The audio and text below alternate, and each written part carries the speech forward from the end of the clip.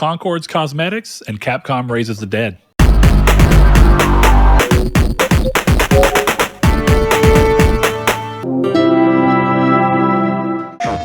Hello and welcome to Triangle Square, the PlayStation podcast. I'm your host, Brett Beck, and alongside me, as always, is Mr. Chris Figs. Chris, how you doing? Oh, just dandy. How are you, Brett? Busy, but otherwise pretty good. I've actually played more games than I thought I'd be able to, but the difference is I'm playing them in much shorter stints lately than I usually would. So that's been an interesting thing to adjust to. If you're new to the show, first and foremost, welcome. We hope that you enjoy it. We get together every week, and actually we'll talk about that in a bit, but we get together and we look at gaming through the lens of being primarily PlayStation fans, but we do play on everything as we see fit and have a history with every console. So we just happen to be big fans of PlayStation and choose to look through these things through that lens and talk about things. So if that sounds like your type of show, stick around. We hope that you enjoy what we're going to talk about today. We are going to talk a little bit about Concord and what their plans for their microtransactions are. Capcom have announced another remaster of a fan favorite game. Power World may be coming around to a system of your choice. And there's a couple of other things that have been going around that are kind of in the realm of they were rumored to an extent or misunderstandings involving Blu-ray disc and whether they'll still be made that we'll get to. But first thing we're going to do is start the show off by announcing that we talked a while back about whether or not we were wanting to take this show to be bi-weekly to help better accommodate my schedule and Chris's schedule. So to quickly announce that, Chris and I have discussed, I've discussed with people around me, and we've landed on bi-weekly being the best thing for us moving forward, where we can still do the show, have the fun with the show, talk to you guys, and have fun with the community, but be able to better kind of work it around our lives and our other creative goals. So thank you for everyone who chimed in, and really nobody was just like, of course I didn't think anybody would be, but no one was just like up in arms or upset about it. Everybody had something positive or constructive to say, and that was great. So thanks to each and every one of you that gave some kind of opinion and helped us make that decision. We just want to continue to make a show that those of you who listen every week would still enjoy every 2 weeks. So the new question now that seems to be coming around, and this has been a long-running debate within any podcast, right, is length. And of course, some people think the idea, or like the idea rather, that a bi-weekly episode will lead to typically longer episodes. And absolutely, they definitely won't be shorter. So on that note, I know the length of a podcast seems to be a big change or, a big differencing of opinion. So chime in. Let us know. Do you like longer episodes every 2 weeks? Would you like to hear longer episodes? When it comes to longer episodes, what do you like about it? Is it just hearing more conversation and bullshitting around? Or, some people like them to be tight and focused, but I think the conversational side of the podcast has taken over a lot more. And the show has become generally a longer show because of that. So do what you will with that information. Kind of the question I had, which I'd love to hear about, is like, what the fuck else do you want us to talk about? Yeah. Well, at this point, we're talking about sandwiches and tacos and, also games, but then also 3-bean soups. I mean, we're kind of... That's what I'm saying. The world is our oyster. We're not shackled to our PS5s. So, all right, Chris. Well, let's get this show going in the traditional way of moving along through things, where we check in on what Chris and I have been playing. We share it with each other so that we can share it with you guys, and maybe put something new on our own radar. Or just give you guys our thoughts on sometimes older games, which has been popping around a little bit lately, and also some of the newer games to see what you may have on your or what you should put on your radar, maybe take off. So with that in mind, Chris, because it's been 2 weeks and because we've had more stuff to do, our lists are a little longer today, but there's one game in particular that you had fallen hard off of, and I fell off of too. And it's long been a thing where a lot of listeners of the show seem to wish that we loved it as much as they do, and that is Elden Ring.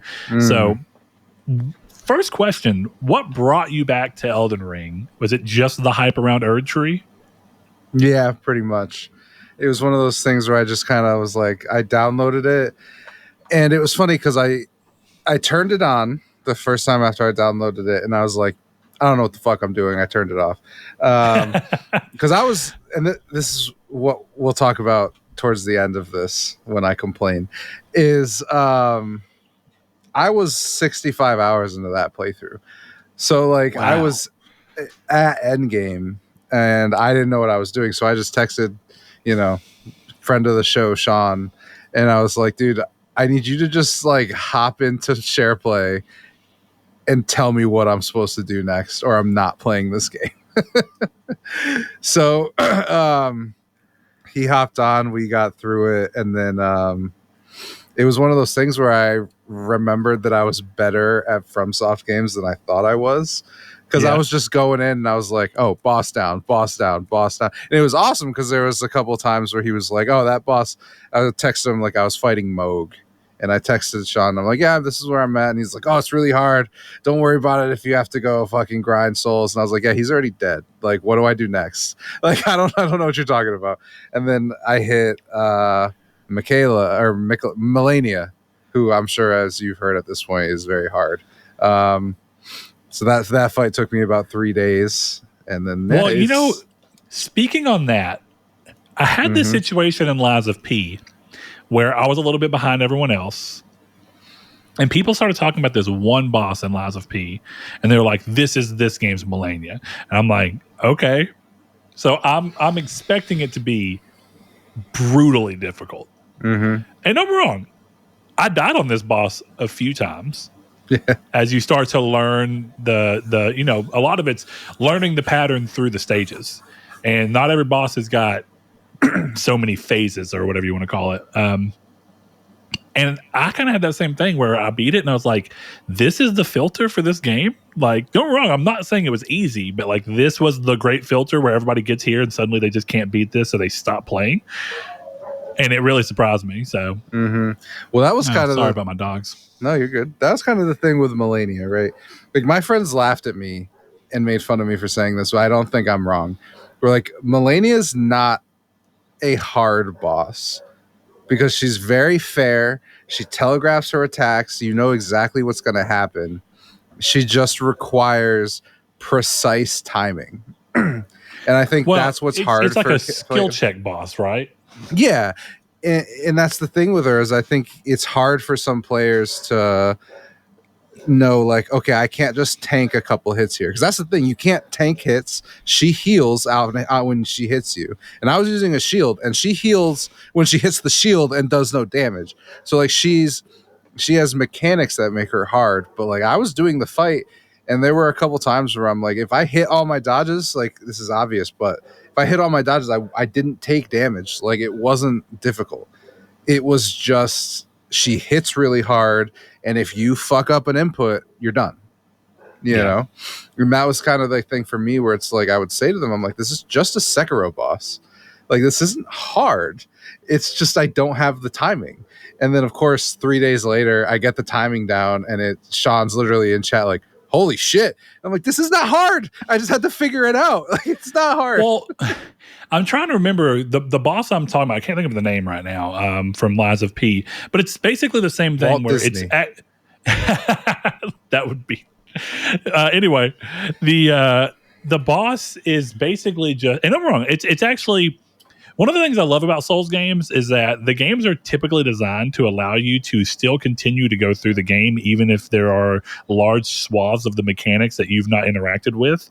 But eventually they like to put a little checkup to be like, okay, this is where you're going to have to really understand how to parry, or you're going to have to really understand how to block this way, or, to do whatever.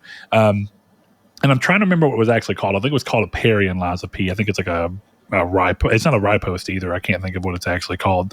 But you can parry in it, and that boss that everybody had a difficult time with is just all about learning to do that particular thing. And it became a thing where I hadn't really interacted with that because the build I was going towards, I more often than trying to dodge or perfect block or anything or to perfect block or parry, I would just dodge.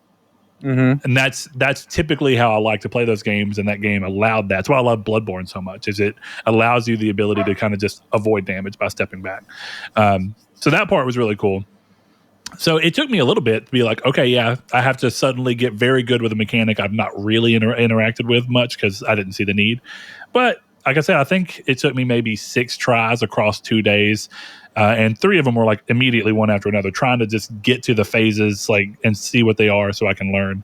But I do like those. And it's funny because the final boss in those games sometimes will be like, okay, like Dark Souls 3, the final boss gave me the most hell, which feels right. You know, it's always weird when the hardest boss in a game, it should either be the first boss because you're just not to grips with the mechanics enough, or the final boss is what it feels like. And I feel like often it's not.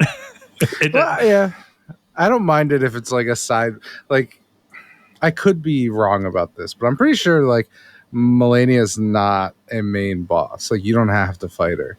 And she's not even a requirement. And I think that's okay. Like throwing them, I would rather, you know, don't come at me, get good, all of that stuff.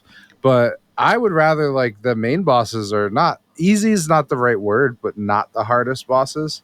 Like I think you should be able to get through the main golden path, like again, relatively easily. You know.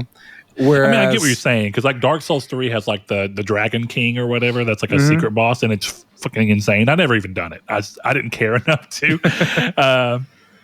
And I seldom like, you know, I think Bloodborne, because I got the platinum, you do have to do every boss to run that out. Yes, and you have to do the worst one. Yes, defiled as Chris amygdala. Points the defiled amygdala to his jugular. Yeah, and that's a little different because like that's not even, you can beat the game entirely without that fight. But Bloodborne is actually one of my go-to examples for, I understand a filter in a game like this when people talk about that should be early on. I think the filter in Bloodborne is Father Gaswan. Yeah. Because he's the first required boss. Most people tend to fight the cleric beast first, but he's the first required boss, and he is so fucking aggressive. And because the whole point of that boss is to teach you that Bloodborne is not Dark Souls. It is aggressive. It's about being aggressive, and it's about rewarding you for taking high risk moves. And that's the entirety of the Father Gaswan fight. But it took me days to finally get past him because I was being stubborn and I didn't want to have help. And it was rough. But still, there's something about Souls games where they're so fun. They are. I'm glad that you're like, here's my problem now. You got to get back to Mortal Shell, man. You've got to play Mortal Shell one of these days. I do this every time I like a game, but like I've had the thought of like, I should go back to Dark Souls 3. I should go back to Dark Souls 1. I'd rather kill myself than play Dark Souls 2. I should go back to Lies of P. I should go back to, like, I've thought about doing all of these things. So Mortal Shell is definitely on the list because I do want to play that. But yeah, so. You got to join me with that platinum, man. I've been debating running through the PS5 version and doing the platinum. I'd like to see that. That would be pretty sick. Yeah, that platinum just seems rough. That no shell run seems crazy. Chris, you did Sekiro. I believe in you. Well, that's kind of my favorite part about having that Sekiro platinum, where it's like, for the most part, like people will debate, but like it seems like the consensus is that's the hardest Souls game, and I have the platinum in it. Sheer skill level, that probably is right. I think the worst platinum to actually get in any Souls game is Demon Souls because of fucking world. World tendency. I'm not talking about the platinums. I'm just talking strictly the games. Because Sekiro is the only one who Sean hasn't beaten, and like you know him, love him, but like he's very like, oh, he knows his shit.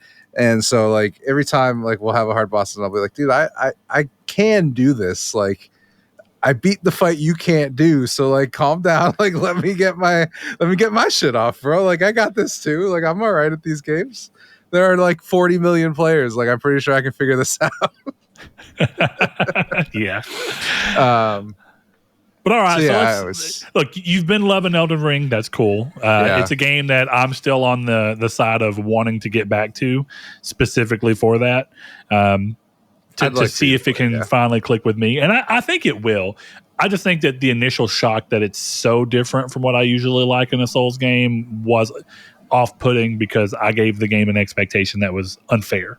Yeah, and I'm aware of that. But at the same time, it isn't unfair. It's fair to think that the game would be like all the other From Software games. But Yeah, it's also fair for them to be like, but it doesn't have to be. And in many ways, it's really similar, but it just opens it up. It's just that the one change they made is one of my favorite parts about Souls games is how tightly crafted they are. And Elden Ring kind of expands that out and is a lot more. I don't want to say it's loosely crafted because it's not, but it's not. It doesn't feel like it's driving you somewhere in the same way that a traditional Souls game does. It's very much like, hey, go out and do your own fucking thing, which is far from an issue. I think that's true, but I also don't think it's true because, like, yeah, you can go anywhere. The golden path or whatever. Well, it's not even a golden path, but like if you go to Caelid, you will die. Like you. So like the game, yeah, it's not like, oh, I have this tunnel, I go through this place, I get here through this shortcut. It's like, yeah, I have an open world, but if I go to any of these parts of the open world that is not the part I'm supposed to go on, I'm in for a giant challenge or I'm just going to die. So the game does funnel you where it wants you to go. Sure.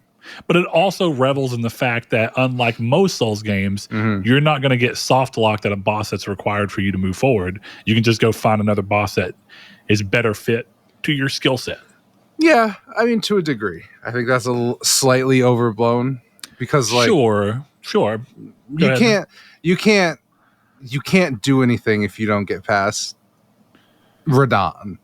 You know, so like you do have to go a certain place, but yeah, it is more open there. I just think it directs you more than you think it does, because you haven't seen it all the way through. True. I mean, when I tell people I played for like 6 hours, which is a drop in the bucket. Yeah. By the time you get to like where the character I lost was, like, yeah, you can go anywhere and do anything, but also nothing is a challenge anymore. Because you're supposed to be doing a new game plus and have beaten the game, you know? So, sure. Yeah. But yeah, I do hope I think Elden Ring's one of those interesting games where everybody I know who's revisiting it and is really enjoying it, the commonality between them. To be fair, it's also a few of these are people that don't usually like Souls games. But the thing I've heard about Elden Ring is that even people who don't like Souls games, this was the game that got them into the style.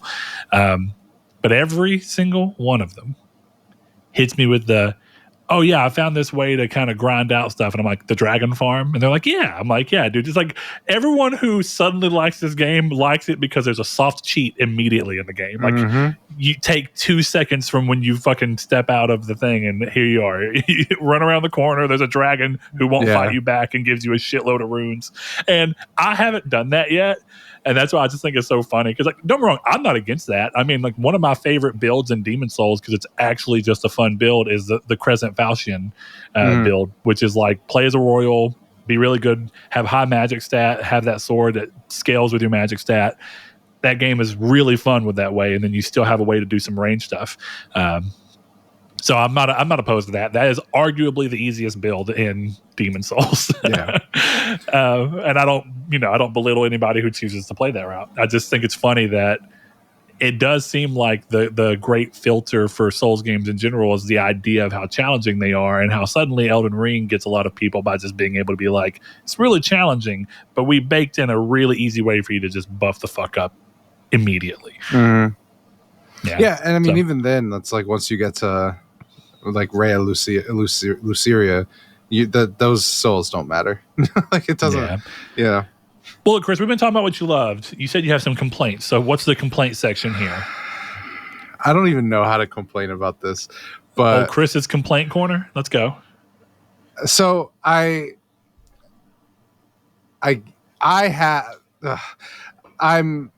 two endings from the Elden Ring Platinum. Okay, so the way that everybody else who's gotten this Platinum did it was you upload your save into the cloud, you do an ending, you bring your save back from the cloud, you do an ending, you bring your save back from the cloud, you do the last ending, you get the Platinum. So I got an ending. Okay, great. Now, the one thing that really pisses me off about this is I got the easiest ending to achieve. I got the regular ending. And I uploaded my save to the cloud. I brought it back down, and Elden Ring stopped working. Just wouldn't open past the press any button on the main screen. So my 160-hour character is gone. I can't play the DLC, can't get the platinum, all this kind of stuff. So yeah, I'm unhappy about it. And I don't know how much to complain about it because I'm doing something that breaks the game. But like as I was telling you, as far as I can tell, I am literally the only person on the internet this has happened to in this specific way, and there is no fix. So I deleted Elden Ring 3 times and reinstalled it. I installed it without the DLC. I installed it, then went offline. I reset my entire PS5. I restored my entire PS5, so I have a fresh PS5, and none of it worked. So it was a pretty demoralizing thing to be like I tweeted in our Discord. I was like, "Oh, Elden Ring Platinum tonight," and I was right. I would have had the Elden Ring Platinum a couple hours after that, but it corrupted my save. My main character is gone, and I have now started another character. The only relatively good thing about this is I did all of Elden Ring, no summons, no co-op, no spirit, none of the shit that anyone wants to complain about. I didn't do it. So this playthrough, I'm running Broken Bleed builds, I'm running Mystic tier, I'm running co-op, I'm running all of the broken shit. And I'm like, I'm just getting through this as fast as humanly possible. Dude, you highlight something that feels slimy. This feels like corporate sliminess because for so long you could do the opposite. I realized from trying to do something similar, I can't remember what game, but it was like a save scum thing to just make a certain trophy easier. Can't remember which one, but I learned, it's been a few months ago, that unlike PlayStation 3 and PlayStation 4, on PlayStation 5, they took away the ability to put a USB drive, like a USB thumbstick in, and instead of sending your save to the cloud, just backing it up and moving it to a thumb drive. Now, here's the kicker. You can still do that for PS4 save files. You cannot do it for PS5 save files. Really? For PS5 save files, the only way to back them up is with PS Plus Cloud Save. Interesting. I didn't know that. I think that is fucking awful. I used to love the fact that if you didn't want to rely on cloud, because cloud is not perfect and it has limited space. Up until they finally bumped the space up considerably, a lot of people I knew had actually filled their cloud backup. Like they couldn't. So what happens if you want to keep the save it's in the cloud, but now you have a new one? That would have been a problem. Now, they gave everybody way more space, and it's probably not going to really be a problem now. But let's just say, what if it is? What if in a few years, somebody who plays enough games wants to save and wants to keep their old save, but turns out, can't keep all your saves. You got to get rid of one of them. It's such bullshit that you can't go and be like, plug in my USB drive, back it up to my stick, and say, this is my stick that's got my Elden Ring file. I agree with that, but it's funny because you can't even have multiple saves of Elden Ring. In the cloud. Sure. Yeah. Like you can have some one, games can, some games you can't. Yeah. Sure. Yeah, no, of course. But like this one, it's like I think I should be able to put an Elden Ring save in the cloud and then put a different Elden Ring save in the cloud. And I can't do that. And it's like, why? Why can't I choose through these instances of Elden Ring saves that I've put in the cloud? I don't because it views your save as one massive file. So your save file for Elden Ring is just every save combined into one. Oh no, for sure. And then it pulls that back down and opens up. No, I think it's stupid. I would much prefer the way they used to do it, where it was like save 1, save 2, and you just send which one you want to the cloud. And that's the thing. Like I'm fine with Elden Ring not allowing multiple save files, but like if it's in the cloud, like put it in a separate folder and let me have another one and another one and another one. You know? I think it's weird. I don't know. There's so many weird things about it. I guess the biggest thing is that I was so used to being able to do that for PS3 and PS4, not even always for the fact of wanting the saves come, just knowing like, hey, in case something happens, I want this save to be in good hands. Mm-hmm. So when I went to go do it and realized that you couldn't, I was like, what? And I had to Google it because I was like, there's no way. Sure enough. Yeah. Look, this whole thing sucks. but it's like a weird double-edged sword because I was going to play the game again. Like I had already fully intended on doing exactly what I'm doing in the PS4 version and getting the platinum twice because I wanted to keep playing it. So it's a little demoralizing in the sense that like I don't have the platinum yet. Like I have quote unquote have to do all this shit to get it again. But it was something I was going to do regardless. So it's not terrible, and I still want to play the DLC. So I don't know what you take from it. It's like, yeah, this sucked and it ruined my experience, but I also just started again immediately and was kind of okay doing it. So I guess like take that for what you will in terms of how Elden Ring is. Yeah. So quick aside from Elden Ring, I didn't realize that this has been a thing, but apparently the PS4 version of Elden Ring runs smoother on PlayStation 5 than the PlayStation 5 native version does. I've heard that, but I don't know if that's still the case or if that was something at the beginning of its life, but that definitely was the case for sure. Yeah, apparently it ran at 60 frames per second, no fucking problem. Yeah. And I thought, what a weird. And if the PS5 version is struggling, it strictly means that you've just moved the scale up to try and make the PS5 version look better. But if you can't hit the target, then fucking why are you being penalized for playing the native version for the system that you're on? That just seems kind of wild. And that's the weird thing about it. It's like Elden Ring's a pretty game, but it's not The Last of Us. No, so it's like, it is pretty. It's artistically beautiful. Right. Has a good art style. It has good detail. I'm not acting like it doesn't, but yeah, it's interesting to see. But that's just that's been From Software's thing. It's so weird because like I remember really early From Software games, like the PS2 days and even the PS1 days, they weren't really known for having issues to the same degree that they've had since they've gone to like PS3, Demon's Souls in particular. It felt like that game had so many performance issues. Dark Souls had a lot of performance issues. And don't get me wrong, I don't think that they're just awful. They're certainly playable. But I think it's so interesting that they've always seemed to be a little bit behind the rest of the industry despite bringing a ton of money in. Like definitely a game like Elden Ring. It's actually kind of wild that Elden Ring hasn't been patched to run flawlessly on PS5 at this point. Definitely if you can look at the PS4 version and go, this set of settings works. Even if it was just, okay, that means on PS5 we need to lower the resolution target so that we can make sure we keep frames. It just seems like a weird choice to not go through and do it if they have it. That is without the knowledge of having played the PS5 version of Elden Ring. Mm-hmm. Now, does it feel rocky to you at all when you've been you've been playing the PS5 native version? So no, it doesn't. It feels totally fine. There's a couple. Does that game I've seen a couple frame drops. But 30 frames. Like, does it have graphical and it has a quality, a prioritized frame rate, prioritized quality. So yeah, that's what I thought. All right, cool. All right, now, where the fuck are you playing Oregon Trail? On PS5. There's a new PS5 version of Oregon Trail. I did not know. By Gameloft, I think. The mobile developers. Yeah. Okay. Yeah, Gameloft. Yeah, but it's pretty good. I like it. Good to know. Playing the original, I used to love the original, so it's interesting. Yeah, no, it's a lot of fun. I just beat the first journey. I don't know how much time I'm going to funnel into it because it's very slow.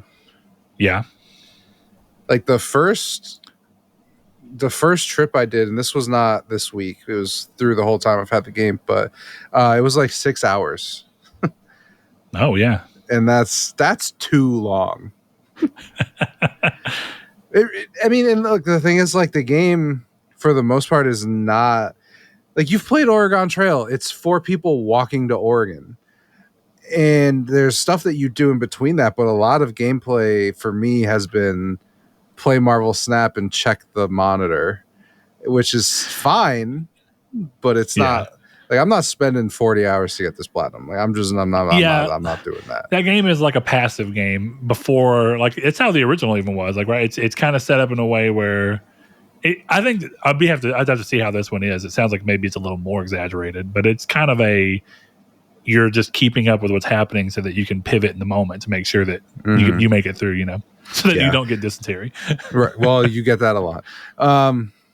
I do have to talk about something. So because I thought it was very funny and a little bit tone deaf. So I'm gonna give me 2 minutes to spoil Oregon Trail a bit, if you don't mind, because I'd like to tell this story. Okay, why are you calling it the Oregon Trail? That's how I pronounce it. I'm from the north. Is that how Northerners say Oregon? So I say it, Oregon. Okay, look, hey, I'm not judging. It's just I thought you maybe were trying to make a joke or something because it seems so deliberate. But go ahead. So yeah, like a minute of spoilers. So there's this family that you come across multiple times in the game, and you have all these things where you get to know the little girl, right? And all this kind of stuff happens. And the last time you meet her, like something happens and she's a little, sick or whatever it is. And then, okay, so here's the spoiler. Okay. So down the line, you come across her gravestone, right? So this little girl has passed away. It's very sad, but I couldn't take it seriously, and it made me fucking start laughing because you come up on this gravestone and your character's really forlorn because you spent all this time with the little girl, and then you press X to kind of leave the scene, and it goes, "Achievement! You've done all this stuff in your journal. Congratulations! You finished the quest line." And I was like, "What the fuck is going on?" And I'm like, I get why this is happening. But it's like it'd be like the end of The Last of Us 2 after the penultimate moment. It just come up and be like, "Great job!" Well, dude, the worst example of this, and I won't tell you the game name, so the spoilers I'm about to say won't matter. You don't know the game, so this game ends. It's like an interactive walking simulator about the Holocaust. It's a good game. It's very informative, but the game ends with you dying in a gas chamber and then immediately getting the platinum trophy.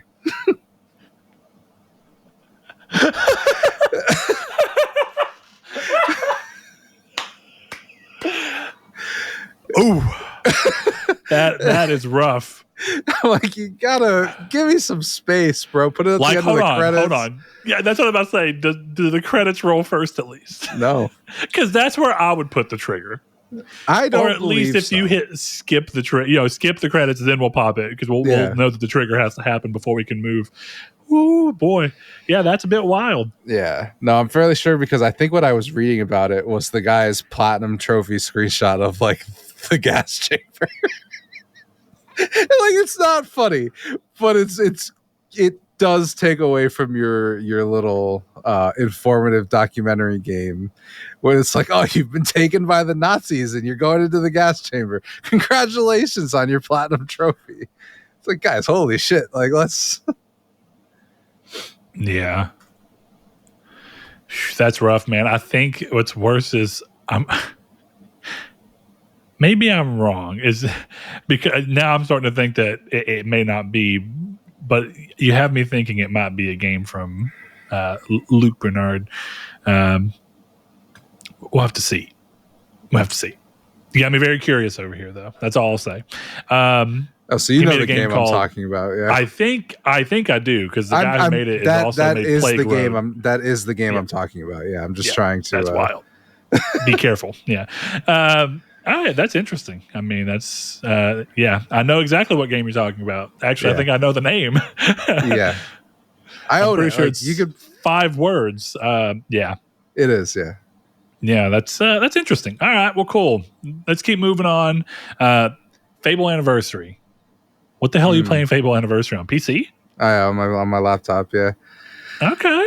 So I guess if people don't realize, Chris didn't have to, but Chris chose. He opted into getting a new laptop instead of working on his decrepit PC that somehow just stopped working. Just turned off. But pretty crazy gaming laptop with crazy out performance. So and you know what you do? You immediately go in to test that performance with a game from 2013. Mm-hmm. Yep, played Vampire Survivors. No, I've been playing Wait a minute, Fable. Chris. Has Vampire Survivors come to PS5 this summer? No, but it is supposed to come to PS5 this summer. So Vampire Survivors coming to PS5 this summer? Yeah, it's actually Vampire Survivors that was supposed to come to PS5 this summer is having some issues with Sony certification. Uh-oh. Now Chris's dogs are going off. I'm hoping mine don't pick up in this thing because they're just, I don't know if like a new mailman's coming every 2 seconds. I don't know I can what's hear happening. them sometimes, but either way. Yeah, I guess they were having some issues with certification. So Vampire Survivors is still coming to PS5 this summer, but it is an unknown time that we will be getting Vampire Survivors on PS5 this summer. So, You know, I always think about when I say this summer, isn't like in Australia, the season's completely different. Watch me being a dumbass. But I feel like that's right. it makes sense. They're on the other side Like of it's the summer planet. for us, but how does that work out? Yeah, I don't know. You got me curious over here. Josh, you can write in. Yeah, Josh, let us know. What made you go back to Fable Anniversary? Just the fact that Fable is one of the greatest games of all time? That, and I just wanted to. I played it on the original Xbox, and I was kind of like, eh. And then, yeah, it was on PC. It was like $10. So I'm like, I'll give this a shot. It's running into an issue I have with a lot of games where I'm kind of like, I don't know what I'm doing, and I kind of just don't want to play this anymore. It's really bad. Like, Really? yeah, I just became a hero, and there's no you're like, there's no like, yeah, I'm in the town past that. There was no, yeah, or no, something Oakville's like where that. you came from. It's like a B. Yeah, Black Born Swarth or something ridiculous. But either way, they yeah, I don't have a quest marker and I have nothing in my quest log. And I was like, okay, well, I don't know what to do. And I just turned off the game. But I do like it. I like farting on people. That's fun. So Oh yeah, always a great time. Yeah, Bowerstone. Yeah, Bowerstone. I don't know. I love that game, but also I think that's interesting because of most RPGs, I think that's actually the one that's the most guided of them all because it's kind of like hub areas more than anything. Yeah, it definitely. I'm sure if it wasn't 1:30 in the morning last night when I was playing it and turned you it might have off, felt a little differently. Yeah, I might have given it more of a chance. But I do like Fable. It's a lot of fun. It's good for its age. I would love to see that game. I'd love to see it get remade. I think I've said this on the show before, but I think if you could remake that game and make the hubs a little bit bigger, where they feel a little less like a very quick circle and then hallway. Don't get me wrong. I replayed the game 3 or so years ago on my Xbox and had a blast. Great game. I still enjoy it for what it is. It's aged super well, and I'll talk about that with a different game I'm playing right now, but. Yeah, it's still at the end of the day, I think it'd be really interesting for them to almost go like God of War style with a God of War 2018, where it's all hubs, but they're all interconnected a lot better, where there's no loading zones between them. And also that they're a little wider and more open. That'd be kind of cool. Yeah. Yeah. But the problem with that is the type of game it is, it would get remade as an open world game. Definitely. Whereas I'd almost rather it be like The Witcher 2 or something like that. You know, it's like hubs are fine. People like hubs. You don't got to spend all that money, but who knows? We'll see if the new Fable can pull me in. All right, let's see. Far Cry 3 popped a new platinum. I did. Yep, that was nice. It's a good game. It's Far Cry 3. So here's our moment for real discussion, right? We talked about the trophies for Far Cry 4. And whether or not they were still up, and immediately had some people, Jason S., one of the listeners, hopped in and logged on with me and helped me get all the multiplayer trophies while there's still servers are around, so that I can focus on the rest of the game. And really, I was just doing it to go ahead and get them out of the way. I had no real intentions of playing Far Cry 4 again. And now I've played like 6 hours of Far Cry 4 after the multiplayer trophies, just because Far Cry 4 kind of slaps. Like, it's a good game. I'm really enjoying going to outposts and taking them out. I'm even enjoying, and it'll probably wear on me sooner rather than later, but I'm even enjoying the classic climbing the bell tower and you know, re-pulling it in. But yeah, we were talking a while back about Far Cry 3 versus Far Cry 4, where Far Cry 4 really seems to knock it out of the park with some of the things that Far Cry 3 didn't quite land on. And playing it, I still feel that that's correct. You get the wingsuit way earlier in the game. You can use it super early.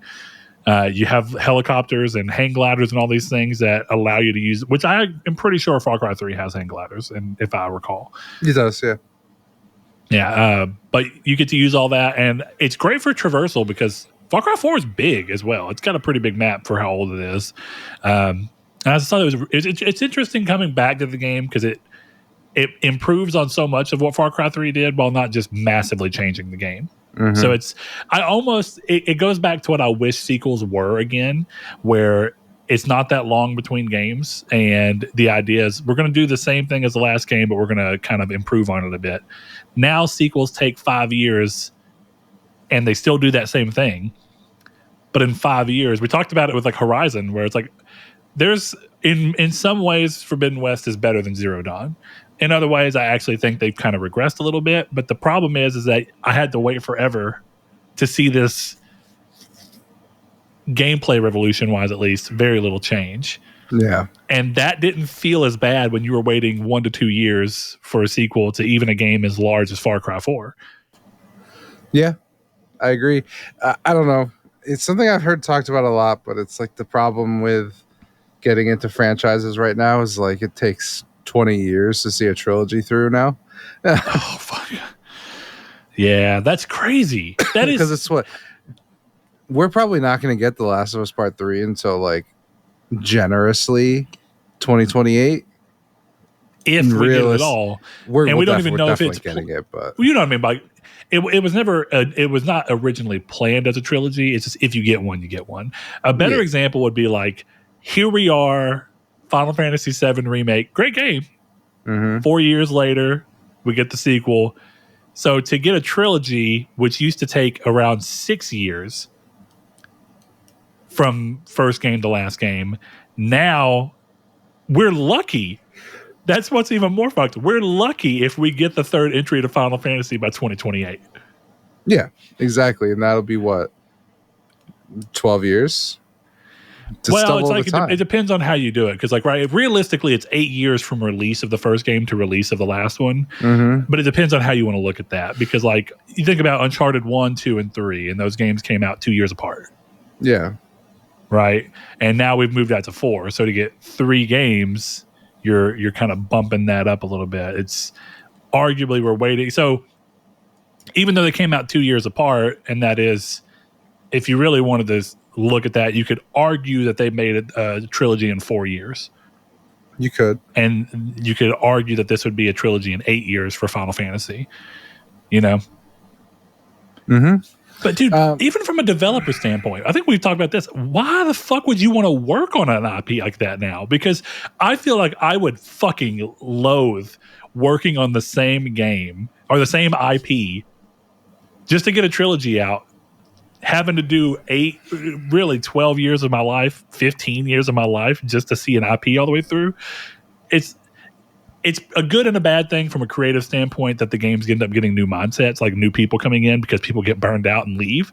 But, you know, there's something to be said about being able to be like, Uncharted 1, 2, 3 had a very clear through line of gameplay improvements, story improvements, character development, ideas around what they wanted the trilogy to be. And then we eventually got Uncharted 4 as well. I don't know. It's odd. Yeah, it is. I don't know. It's depressing. It's kind of... Yeah, we'll see. I hope development time goes down. I just don't think it will. Well, unless they start... Let me ask you this. What do you actually think? The answer, it might not be something that everybody wants to hear.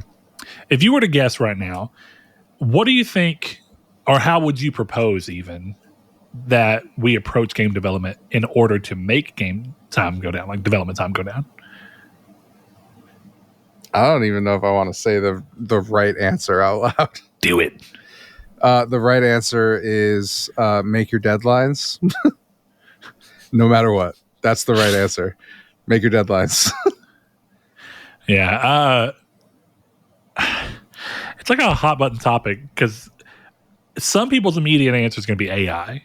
And I even understand the intuition to say that if you want games to not change much, you want them to be as long as they are, as high quality as they are in terms of like graphical detail and all these things, and you want them to be dense with, you know, with different content and stuff. The only way that you can do that same amount of work and get it done quicker, realistically, as most people tell you, throwing double the bodies at it isn't going to make it be done in half the time. That doesn't work in any industry. We know that.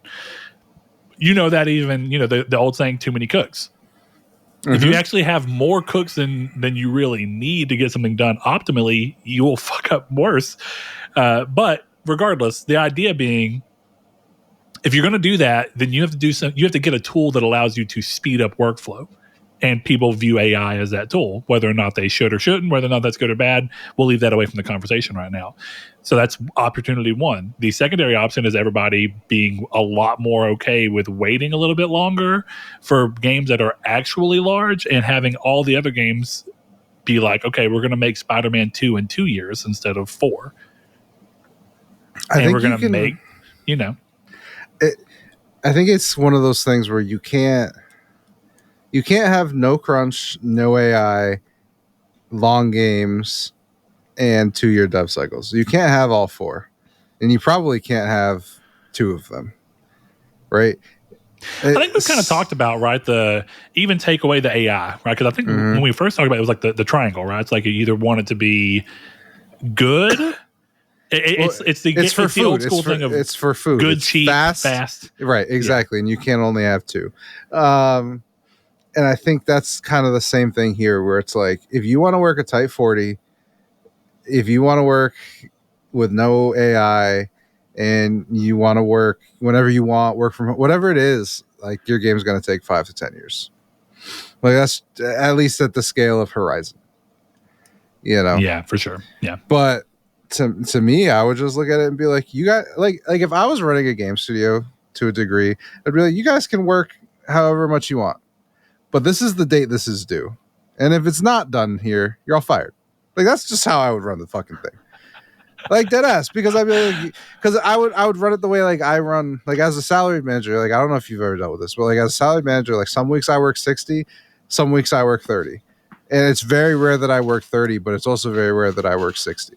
So, yeah. But if I have to work 60, I'm going to take my time back where I can get it back. If I got 4 cooks on the line and all my work's done, I'm leaving 2 hours early.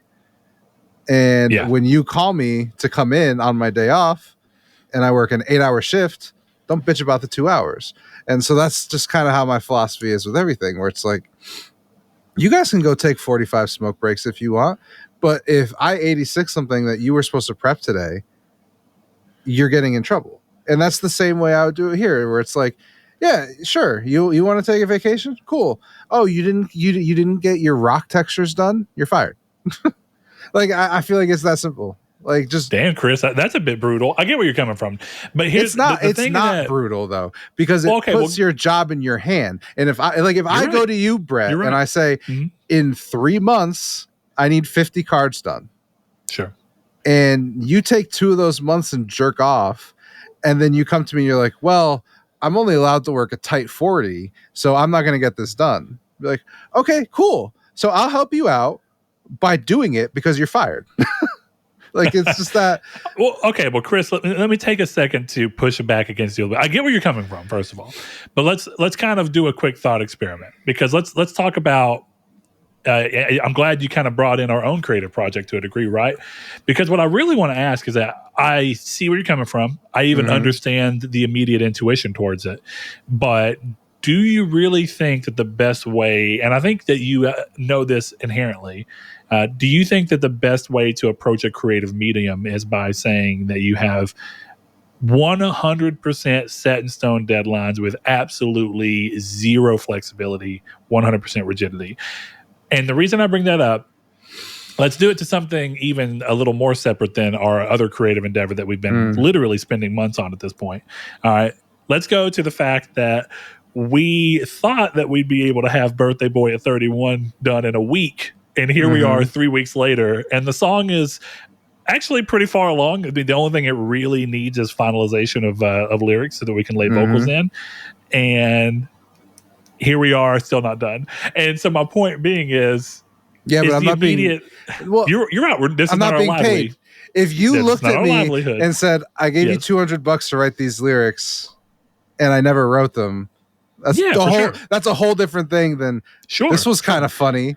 Like, yeah, but also here's what I'll say though. Where I'm kind of going with this is, it's a little different when it's something that, like, if I were to look at you and go, "Hey, I need you to mow my yard.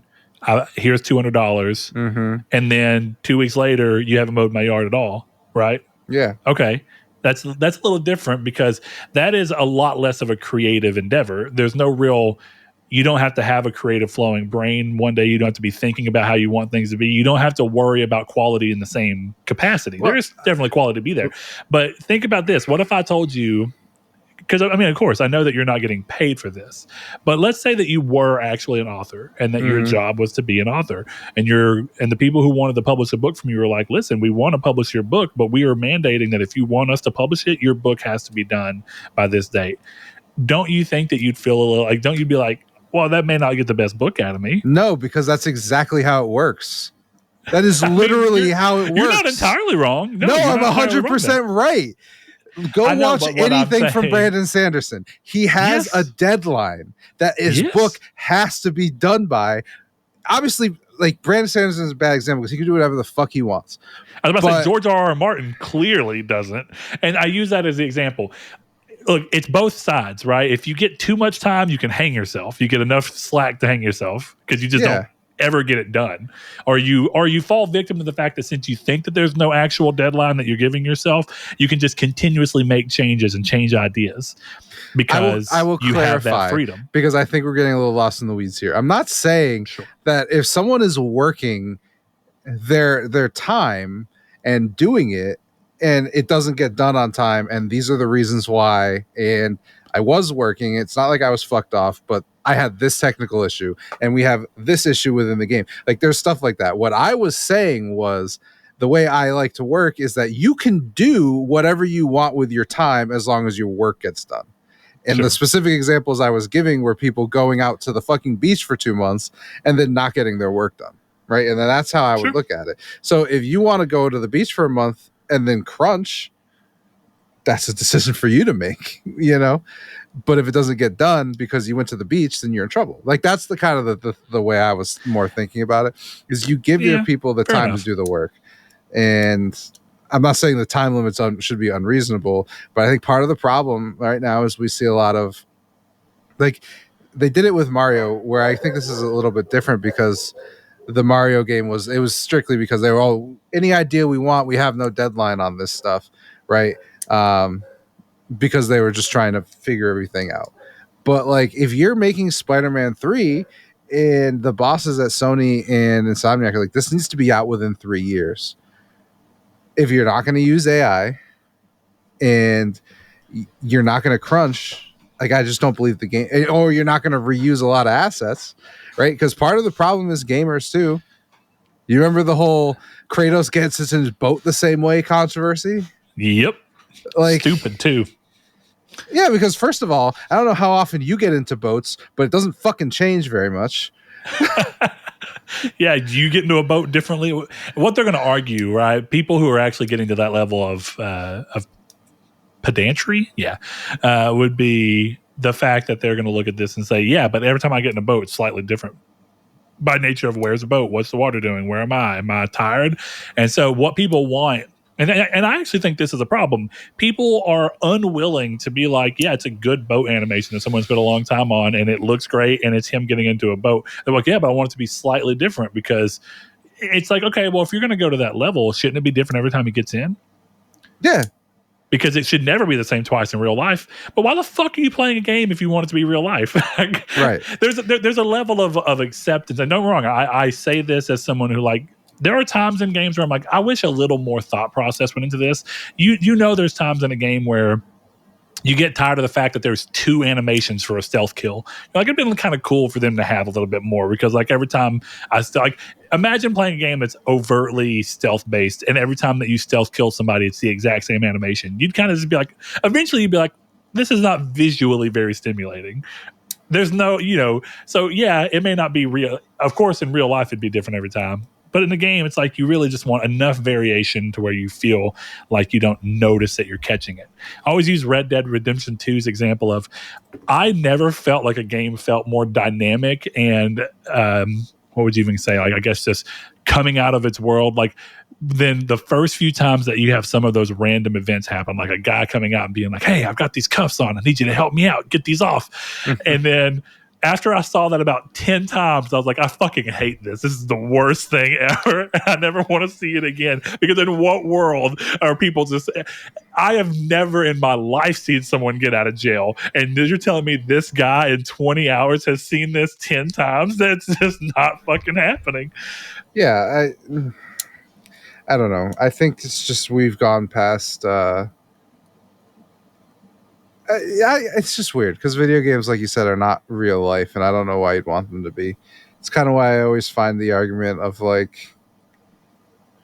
both sides of the culture war around video games really dumb, where it's like, it doesn't matter if Eve was fully clothed, but it's also not real life, so I don't mind that she's that she looks the way she does.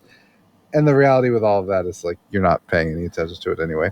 But people want real life until it's like not real life.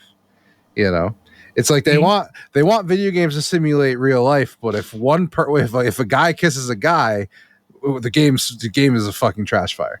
You know what I mean? It's like, you can't have all of this stuff, and you can't complain about a gay person in a game or an ugly woman as the protagonist, and then say, why is the bone animation the same?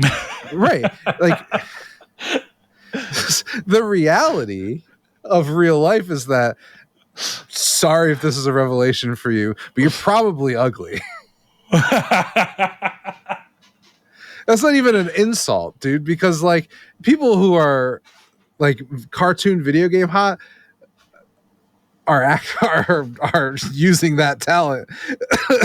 Right? And we're all, I wouldn't say that we're not all ugly, but we're not all the epitome of beauty that people usually talk about when they say, well, that character is ugly. It's what you're getting at is way more of us look like the Star Wars Outlaws girl than look like someone else. That, of course, I will say this is starting to change a little bit as games are starting to use their actor as the model for their game, kind of like in Star Wars, where everybody is pretty much just themselves in a video game form, which I'm also, that's a different thing. I actually just think, why the fuck are you making a video game at that point? I get there's some benefits to it, but I just miss the fact that there's artistry, because now Cal can't look like somebody completely different because he's just bound to looking like his actor. And that's not a bad thing, but it's always unfortunate when in a medium that has no reason for someone to look a specific way because you have full control over what they look like because they're digitally represented. It's super unfortunate that I can look at Cal Kestis and be like, oh, that's just Caleb Monaghan. That kind of sucks, because it's like, why? In a movie, it's just, that's the actor. You have to deal with it because that's what this medium is.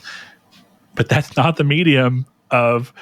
That'd be like watching the Spider-Man movies and every one of the characters just being... Instead of Spider-Noir, it's just fucking Nicolas Cage. And it's like, why? Why would you even wait, But that's a separate gripe. I think that's kind of okay. I don't know. It sucks because if we continue to go for real life stuff, like, it's just going to keep getting longer. Yeah, for sure. Well, my real thing that kind of came from that is, it is really crazy to see Far Cry 4 come that close after Far Cry 3, and I think be a really good example of doing a large game in a short period of time. Hell, the fact that Far Cry 3 came not that long after Far Cry 2, it was like a 2-year, maybe 3-year window. And Far Cry 3 does a lot of different stuff, and it's a huge game. And it's just kind of interesting to see that games have continued to get bigger. But I actually think that you've honed in on what it is. I do think sometimes it's how long that they're afraid to be too short. So they put in things like riding a bicycle through fucking New York. Who the fuck wants to do that? Make that a cutscene. I don't even care. If you want to show a bicycle ride, that's fine. But why am I doing it? But point being, it comes to, I think it's a lot of it is just how detailed everybody wants everything to be, how everybody wants new animations and new this and new that, and those aren't inherently bad things. But there comes a point where I think I used to care a lot more, but I used to care a lot more because even though we saw it happening, games still didn't seem to be taking that much longer. Now that we've reached a point the games are taking so long that to play the sequel to a game I played when my daughter was born, I'm doing it this year, feels kind of insane when it's been being made that entire time. I don't have an actual example, but that's just what it feels like it's creeping toward, you know? Oh, you're muted, Chris. Think about GTA 5, like how, that's 2013, dude. That's But it's not 11. actually been, I'm with you, but that game has not actually been in development since 2013.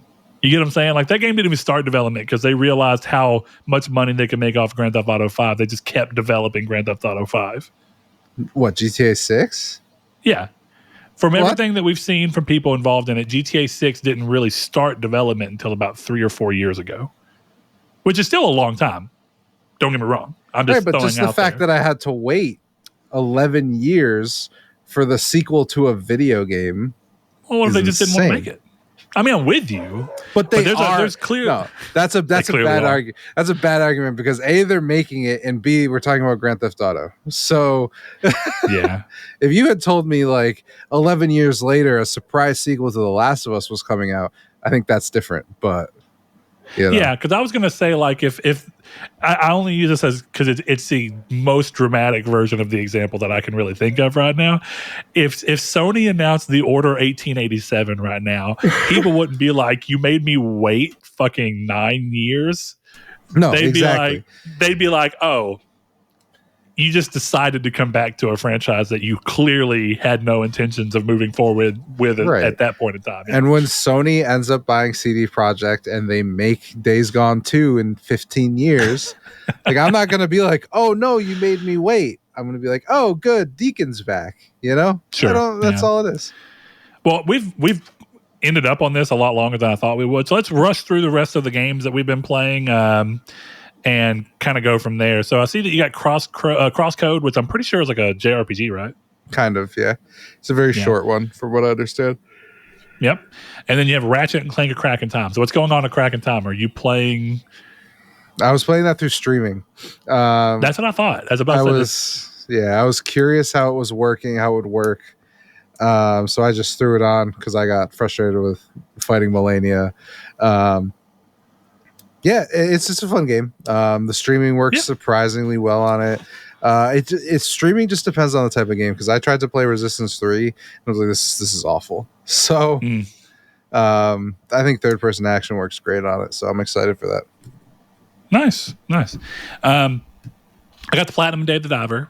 I didn't know what to jump into next, so I went ahead and did Daxter. And Daxter is so fucking fun. It's such a good game, dude. I already knew that. And I continue to be surprised that Sony did not snap up Ready at Dawn as an actual purchase. I guess that they don't regret that at this point, just because of how things went with the order. But it's so surprising to see that Ready at Dawn was like behind their first game, Daxter, highly rated, sold really well on PSP. Next game, God of War: Chains of Olympus, highly rated, sold really well on PSP. Next game, God of War: Ghosts of Sparta, highly rated, sold really well. There was no reason to think that Ready at Dawn were an obvious acquisition. I have to imagine that they were if the order does well, we buy you. That had to have been the thought process behind even greenlighting an original IP from then. But it's just wild to see. So really enjoyed that. But Chris, there's one other game that I bought a while back because you and I were talking, and it's funny because you looked at it while you were playing Prey. I remember that you were playing Prey, and then you were like, "Hey, have you seen System Shock? It looks right up your alley." Mm-hmm. I've never played the original System Shock, so I thought I'm going to hop in and try this out, see what it is. The remake is really good. It's handled really well. It feels great. The fact that this feels so true to what I've seen of the original and a lot of the design mythos around, they've kept everything as weird as it was. There's PDF manuals inside of the game's computers for certain things that you have to do. Yeah. Which is cool. Love all that. But the entire time I've been playing System Shock, I've just been having this thing of like, this is cool. I really enjoy this. It's cool to see where this, a lot of this genre really kind of came from. But dude, does it make me want to play Prey so badly, because Prey improves on so much, and as it should, right? This is not taking away. System Shock is a great game even today. Point, like, full stop. It's a good game. There's no reason not to play it. But Prey adds so much to the genre by really making one of the biggest complaints I have about System Shock, which feels right for the 90s when this game came out. It's visually very difficult to understand where you are because the entire ship kind of looks the same visually. One of the things I really like about Prey is no matter where you are, it's like there's a better job at every area feeling like it's got its own slightly different design language. And it's really good at having landmarks that you look at and go, I know exactly where I'm at on the ship right now. You know, it's like that's a really nice thing that they moved forward and were able to do.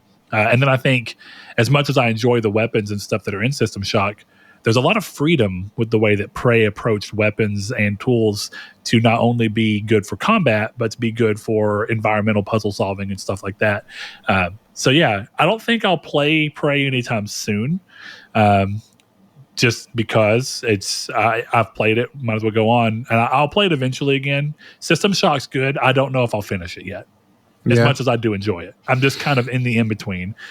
It's been really fun. I played about maybe 6-7 hours. It's been really fun just to kind of approach the game differently. And it very much has this try different things. Like that's a game where you want to save every time that you do anything. Killed somebody, save. Got to a new room, save. It's like, because I found that a lot of the time the game's very difficult and it really wants you to think about your resources and what you have to use. So I've found a lot of times I'll approach a situation and I'll die or I'll do poorly. I'm like, I'm going to reload and reapproach this with the information I have based off of this attempt. I'm going to go back and I want to try again so I can be better use of my resources and my health. And it's just been fun because it feels like the game encourages you to do that in many ways. Instead of wanting to die and restart somewhere else, it's like, no, you can just save and load without any penalty. It's very quick, runs well, and it's got a field of view slider so you can make it just does right where you want to be for first person. That's really good. I do love that. Yeah, I played a little bit of this, and I kind of came away with the same sense where I'm like, I think Prey's better, and I didn't want to finish Prey, so I'm gonna just push past it. I'll probably get back to it at some point because it sounds really fun. But yeah, I'm glad you at least gave it a shot. Yeah, it's cool. I mean, I was glad to buy it. Of course, I bought it. I can't remember what I was playing whenever I bought it, but I was like, this game's here. I'm going to go ahead and hop on it because I am very curious about it. So it's been cool. Nice. I like whenever they come back and kind of revisit games that are cult classics, but System Shock did well. I'm not saying that it didn't, but gaming is in a different spot, and a lot of people who are gamers now just never played that game. It's cool to give it to a new group of people to be like, here, this is a game that was genre defining. In many ways, maybe even genre creating. I'm pretty sure that's like the birth of, you know, the. Well, and that studio is making. You're talking about immersive sims. Thank you. Yes, that studio is now making. What's it called? The Thing. Oh, sick! Yeah, I didn't realize that. That's cool. That's a good use. And those are the guys behind the Turok ones, the Turok remakes. So. Nice. Night Dive's a good studio. Owned by Atari now. Okay. Weird. I forgot Atari's back around. Yep. Yeah, their little logo's cool. Yeah, they're neat. They're a good studio. Yeah. Wow. Interesting to see. All right, cool. All right, we're going to go ahead and move on to the news. The first thing in the news we're going to cover real quick is Concord. The dev team, Firewalk, said that all Concord's purchasable microtransactions will remain cosmetic. They have also announced that the beta for the game will happen in July with an early access period of July 12th through 14th for those who pre-order, and another open beta for everyone else, July 18th through the 21st. So if you're curious about that game, want to hop in and see what it's like, kind of get another stab at a different ring or a different approach from Sony on their live service games, this is a way to do it. I think this is a good move. I think a lot of people generally like the idea that any live service games microtransactions are going to strictly remain cosmetic. This is a lesson that has been learned for a long time. Sony didn't really have to painfully learn this, I don't think, in the same way that some other people did. EA had to learn this a little more, embarrassingly. But This is cool. I mean, I don't think it's not a huge announcement. I'll be more curious to see once the 12th rolls around what early thoughts are around the beta and if they think the game is doing well. Not because I have an interest in the game, because I truly don't. But I'm more curious to see if Sony's intuition to buy a studio like Firewalk because of this game is going to pay off realistically for them. Yeah. I don't know. I hope this is good. Like, I've been kind of an advocate for it. So, yeah, like I said, I'm hoping it looks good. I don't know if I'm going to pre-order it anymore. So I'll probably wait for the later beta. Hopefully get. So why the move? To not pre-order it? Yeah. I don't know. I just, like, I want to support it, but like I said, it's like Valorant's out, which I haven't been playing, but X Defiance out. I have MLB. I have a lot of live service games that I am playing. And this one, my biggest concern with it is I don't think the people in my life are going to play it. And that to me is like, why am I going to pre-order this game that nobody's going to play, even if it's good? The problem with that, though, Chris, it's a cycle. I'm not going to buy it for that reason, so nobody's going to buy it for the same reason. I get it. Yeah, and I was going to say, if you buy it, you have a higher chance of me playing it. Because here's the thing, Chris, I'm definitely not going to play it if you don't buy it. That's just, I know that about myself. I don't have enough interest in the game to try it. Sans you buy, it's entirely contingent on you buying the game. Yeah, I'm willing to try it for no cost. Even at that point, like, I know you well enough as a friend and a person that even if I do buy it, you're not going to spend the requisite time with it for it to be worth it. Well, even if I end up liking it, right? I don't stick with multiplayer games. That's just like a good thing to learn about me. If you want to play online games with me, I'm more than happy to do it. But eventually I will hit my time where I'm like, I have had my experience with this online game and I don't want any more. Right. That's why, like, it's when you're eating your pudding and you're like, this next bite is a bad idea, so I'm just not, Yeah, exactly. It's like where I'll hit you up and I'll be like, you want to play Resident Evil 5? Or like, I was actually thinking of hitting you up and be like, we should play Wasteland 3. But like, I'm not going to be like, hey, download X Defiant. Let's play X Defiant. Like, why the fuck would I ever do that? So Brett plays one round and goes, oh, this is pretty fun. I had these issues with it. And then I never touched it again. Like, I don't need to do that shit. There's no reason for me to do that. So like, what's funny is even if I don't have issues with it, I'll just be like, oh, that was fun. And then I'll play like 2 or 3 more times and I'll be like, I've had this experience now. Right. It doesn't feel like it's going to change in any meaningful way. Yeah. Ergo, exactly. I'm done. Yeah. So speaking of which, you should download Wasteland 3. It's really fun. You like Baldur's Gate 3, so you definitely like Wasteland 3. Okay, cool. I'm not saying right now, but I mean, is that a game that you're actively looking at playing? Yeah, I started it again because I'm trying to play on the hardest difficulty, which is very fucking hard. So this is a game that came out. What did it pull you off of? Because you were like, I'm so excited for it. You were excited for one game, and then this game came out, and you were like, I've just been playing Wasteland 3. Was it Dying Light? That feels something close. I think it might have been Dying Light 2, yeah. Of course, that's how it goes. All right, man. So moving on from there, I'm going to stick real quick on the topic of Sony's games as a service things to talk about a game that Chris and I both loved and we championed, but to Chris's point about how I interact with multiplayer games, it should come as no surprise that I haven't really had the urge to play it in a long time. So this is we didn't have time to type this up ourselves, so I just pulled in a Forbes article up. And the headlines, after initial success, Helldivers 2 has lost 90% of its players with no signs of recovery. It's had a few weird things from updates and stuff going on, but the article continues by saying, there's always some annoyance when player count declines are brought up in the gaming space, but in this case, it's a fairly significant story. We're not talking about Starfield losing 90% of its players since launch as a single-player game. Rather, Helldivers 2, which was meant to be Sony's big proof of concept that it can make a big impact in the live space, and it definitely seemed like it did for a long time.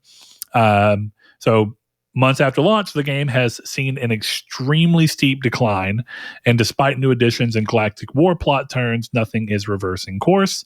The simultaneous release of Helldivers 2 on PC and PlayStation helped make it a huge hit, especially on PC, where it hit 458,709 concurrent players 2 weeks after launch, but that was indeed the peak, and it has declined 90% in 4 months, down to 44,000 peak concurrent players. As such, it is routinely outside the top 10 list now and is number 58 in top sellers on the service.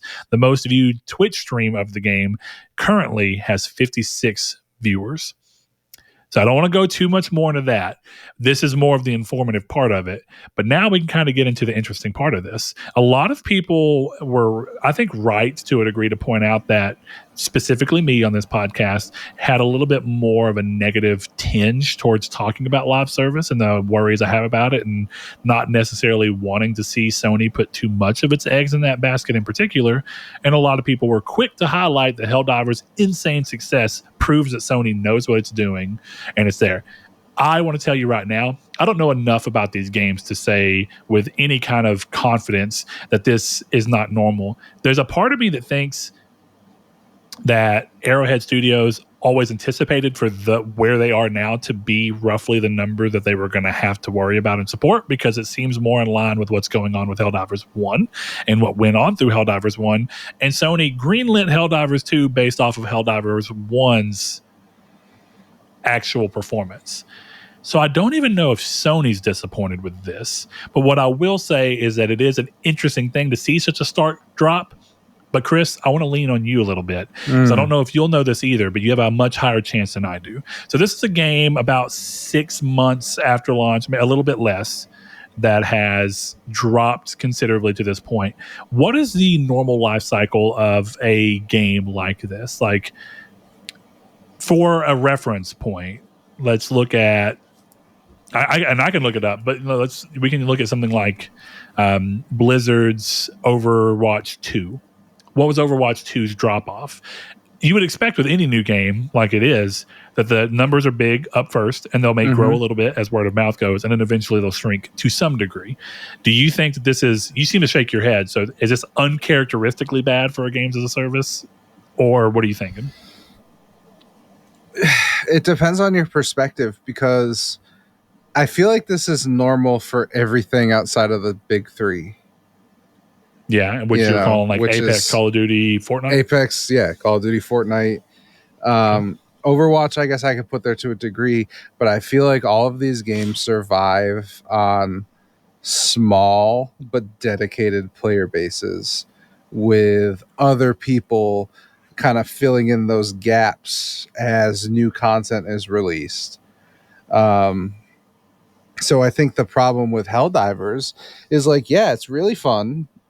But I think, I can't speak for you, but I feel like I got that platinum and then felt like there was no real driver to continue playing the game. Yeah, no, I agree. I think that that's my general rule on most games. Now, with enough, some games with enough time and enough love for the game initially, I will go back to games I have a platinum on. Yeah. Like, no joke, as much as I don't think it's a good idea, so I'm probably not going to do it.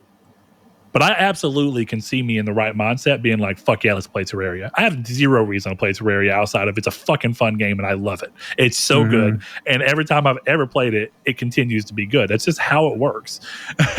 Yeah. So there's that. But, definitely a lot of games, I think the platinum feels like a conclusion. It feels like a rightful spot to kind of step away and be like, I'm done with this. Definitely for a long time. So, Helldivers is a game that wants people to stick around. And, of course, it also knows that some people are inevitably going to fall off. And they're going to hope that new people are cycling in often enough to keep a general pace of what they want. So, yeah, I'm with you.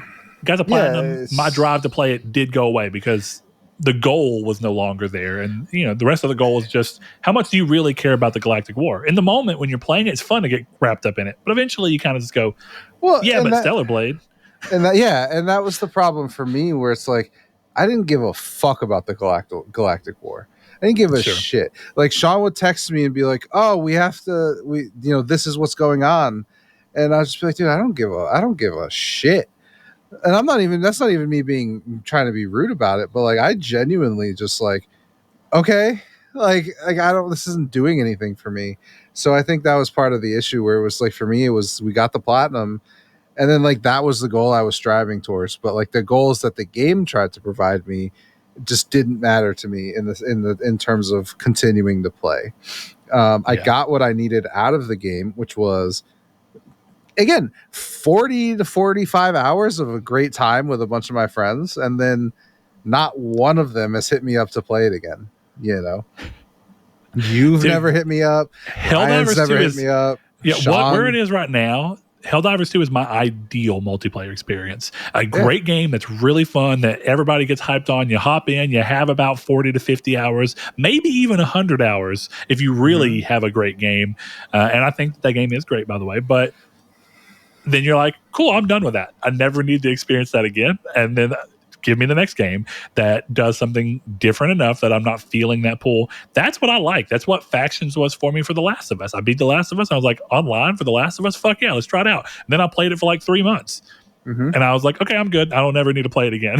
And I have since then, and it is fun. But the drive is not the same of wanting to be a daily concurrent player. That's the thing, right? It's like, I don't feel the need to drive back to a lot of these games. And that's a me thing. I know that. I think that's where I hope that Bungie being in the fold will help Helldivers, because I don't know what they can do to bring me back outside of like an expansion. But even the like there's no story in Helldivers really.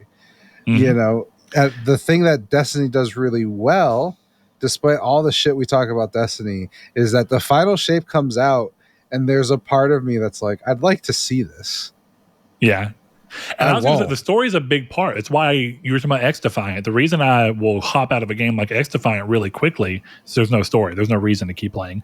I think Concord's trying to be smart and be like, we're going to try and have weekly videos that are giving story background character, moving the plot along in a weird way.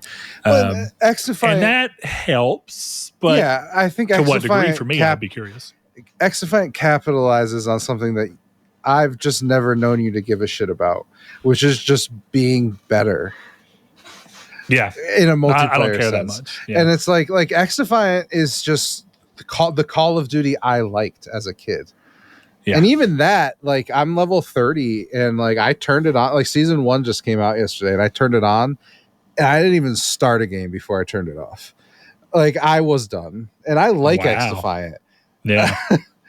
Well, that's like people were like, "Did you try the finals?" No, finals is fucking fun. But to your point, my own proclivities towards gaming, the finals has nothing to draw me in initially because I don't care that much about the game. Multiplayer. Look, I'll give it like you're right that Helldivers doesn't have a story, but it does. It's just very in the background, and that's cool. And I really enjoyed that part of it. It's more of like a very light reason as to why you want to do it. And some of the coolest parts of Helldivers were when you had weird days where it was like a transmission from the robots talking about the actual drama between how they feel about how the humans are treating them, and weird things where there's like transmissions coming in where it's like people proving that the bugs might be the process of Super Earth going out and making planets have bugs so that they can collect the oil from them, or the element 710, dude. And those are some of my favorite parts about those things, but they're few and far between because that's not really what the game is. That's just a light motivator for you to go through. The cool part about Destiny, what usually pulls you back is there's a whole new campaign with well-designed single player, or even if you want to do co-op shooter levels, and a campaign with story that you will learn about. And then it becomes the bullshit of, well, I got to do this many raids and this many things so I can get this drop at this rate. Then that you ride the high of the part that you enjoyed, and you do that for a little bit. You're like, okay, I guess I'll hop on and do my dailies and gain light level and do this. But eventually you kind of like, yeah, I'm done with that. That loop is not inherently, it doesn't continue to motivate me inherently. Yeah. And I think the only thing I would say to you is that maybe trying some of these games might give you a sense of that loop. But like, I would also never want to curse somebody with Destinitis, where you just have to keep doing it because it's your job. So I mean, again, I saw this story and went, yeah, seems right, and then I moved on with my life. So yeah, I don't know that this is necessarily as much as a doomsday as I think websites are going to clearly try and make it out to be. The question really is, we won't know the answer, or we're unlikely. We can kind of guess based on what Sony continues to do with the game. But is this really surprising to Sony? And are they happy with this performance even now? And they made a lot of money up front, which is what they wanted. Continuing to support the game probably isn't nearly, I don't want to say not nearly as expensive, because clearly you're still you're contracting out Arrowhead since they're not owned, and you're paying them to continue to support this game. Mm-hmm. But, I don't know how much that costs in comparison to paying them to make the game. There's some secrets behind the doors there, but that's not a big deal. And I think it's an interesting thing to see. I felt like when I saw it, much like you, I wasn't surprised so much as it's going to be interesting to see how players who are into this style of game view that, and whether they view that as a bad omen for Concord and its performance or not. I can't think that they would, because again, Concord is hot take. I don't think Concord will ever hit the peak anywhere close to the peak of Helldivers. Interesting. But I think in 6 months it'll have a higher, more leveled out player base. Exactly. The player base who's going to play Concord is going to play it. But again, I don't see why you would go back to Helldivers now. They haven't. It's always just, but the Helldivers isn't competitive, I guess, is part of the issue. Like, you don't have the competitive drive. I mean, Helldivers to me, and this sounds like an insult, but it's really not, because I like Helldivers. But Helldivers to me is like playing Elden Ring if it didn't reward you for doing anything. Okay, what a weird analogy, but okay. What's the reward in Helldivers? There isn't a reward in Helldivers. Well, you don't get better your next time going in. Let me back up. Sort of. And the only reason I want to bring this up is because, Chris, let's look at two games that we both played. I've played a lot more of one of them than you have, but you've still played enough of it to, I think, get my point. All right. Look at Helldivers 2. Look at Sea of Thieves. Yeah. Tell me, in all honesty, that there is not more of a drive in Helldivers 2 to want to complete the mission and do the things so you can get currency, so that you can unlock new things for gameplay's sake. And this has been the thing. I like Sea of Thieves, but every time that I get into it, the amount of time that I play it in terms of one real stint of multiple days before I finally kind of stop playing it, like where I'm at right now, gets shorter and shorter and shorter, because there's not really a progression loop in that game. You're just playing for the fun of doing pirate stuff, which is great. It's cool. You get to unlock cosmetics, but that's not that big of a drive for me. Helldivers really did have the drive of, okay, cool. Once I hit level 20, I can get this mech. And once I get level 20, I'll get this God beam, which is really useful. And then then I get this, and I can get this out of this pack because I have this many medals, and I get this armor that allows me to have a chance to not die when I get hit fatally. But and then you keep going, and that is a more actually pulling thing than Sea of Thieves. I'm not calling Sea of Thieves bad, but I think Helldivers does reward you more so than what it could, is all I'm getting at. Yeah, I think my point is more that, like, once you get to the point where I'm at or where you're at, there's no more reward for continuing. The difference with Sea of Thieves is that Sea of Thieves will always be fun multiplayer. Sure. Because most of it is bullshitting with your friends and going across the sea, and then, there's a fight, or we're at our destination, we have to do this puzzle. So it's not rewarding in the same way. It's rewarding in it was about the friends we made along the way kind of thing, right? Where Helldivers to me was a very like, I got a reward for doing this, but a lot of games I played, I left with not enough samples to do anything. I didn't make enough money to do anything, and I didn't hit another level. So that's the thing. At least in Sea of Thieves, even that time where we spent that 2 hours going around and we sunk and lost everything, we still had the opportunity that even though we failed, we went back and got a lot of that stuff. It wasn't worth as much, like blah, blah, blah, blah. But we didn't lose our progress to the point where Helldivers, you wipe, you're done. You got nothing. You got no XP. You wasted all this time. And I think that's the difference for me. You know? Sure. I got you. I'll be curious to see how it ends up going. But let's move on to the next thing. We got Capcom announcing, I'm going to say surprisingly, but I don't love this franchise as much as other people do. But they announced Dead Rising Deluxe Remaster, a game that looks closer to a full overhaul than a port with upgrades. The game was announced via a teaser trailer online with no date attached besides a nebulous 2024. Chris and I were talking about earlier. How the fuck are we in July and you're going to announce a game for 2024 with no date? That seems crazy to me. I do have to make the point, on the PSN store, it has a release date of September 19th. Okay. I checked so they just after our conversation. They just chose not to actually include it in the trailer initially. Yeah. Yep. Okay. I thought that was interesting myself, though. I was just like, nebulous 2024 in July. I mean, I've seen it happen other places, you know? Yeah, I mean, I don't know why they would have put it in that way. It's weird. Yeah. This is kind of cool, though. I think it's one of those weird things where you look and this is a lot like the Metroid remaster, where it's looking and being like, oh, okay, we're basically redoing the entire game visually. So it feels like not quite a remaster. And we're kind of seeing this too. So like Ubisoft also announced, right? This is kind of a secondary thing. Ubisoft announced Beyond Good and Evil 20th Anniversary Edition. Mm-hmm. And they're not quite giving it the same overhaul. They're really kind of going in and just sprucing up what's already there, rendering it at a higher resolution, better frame rate.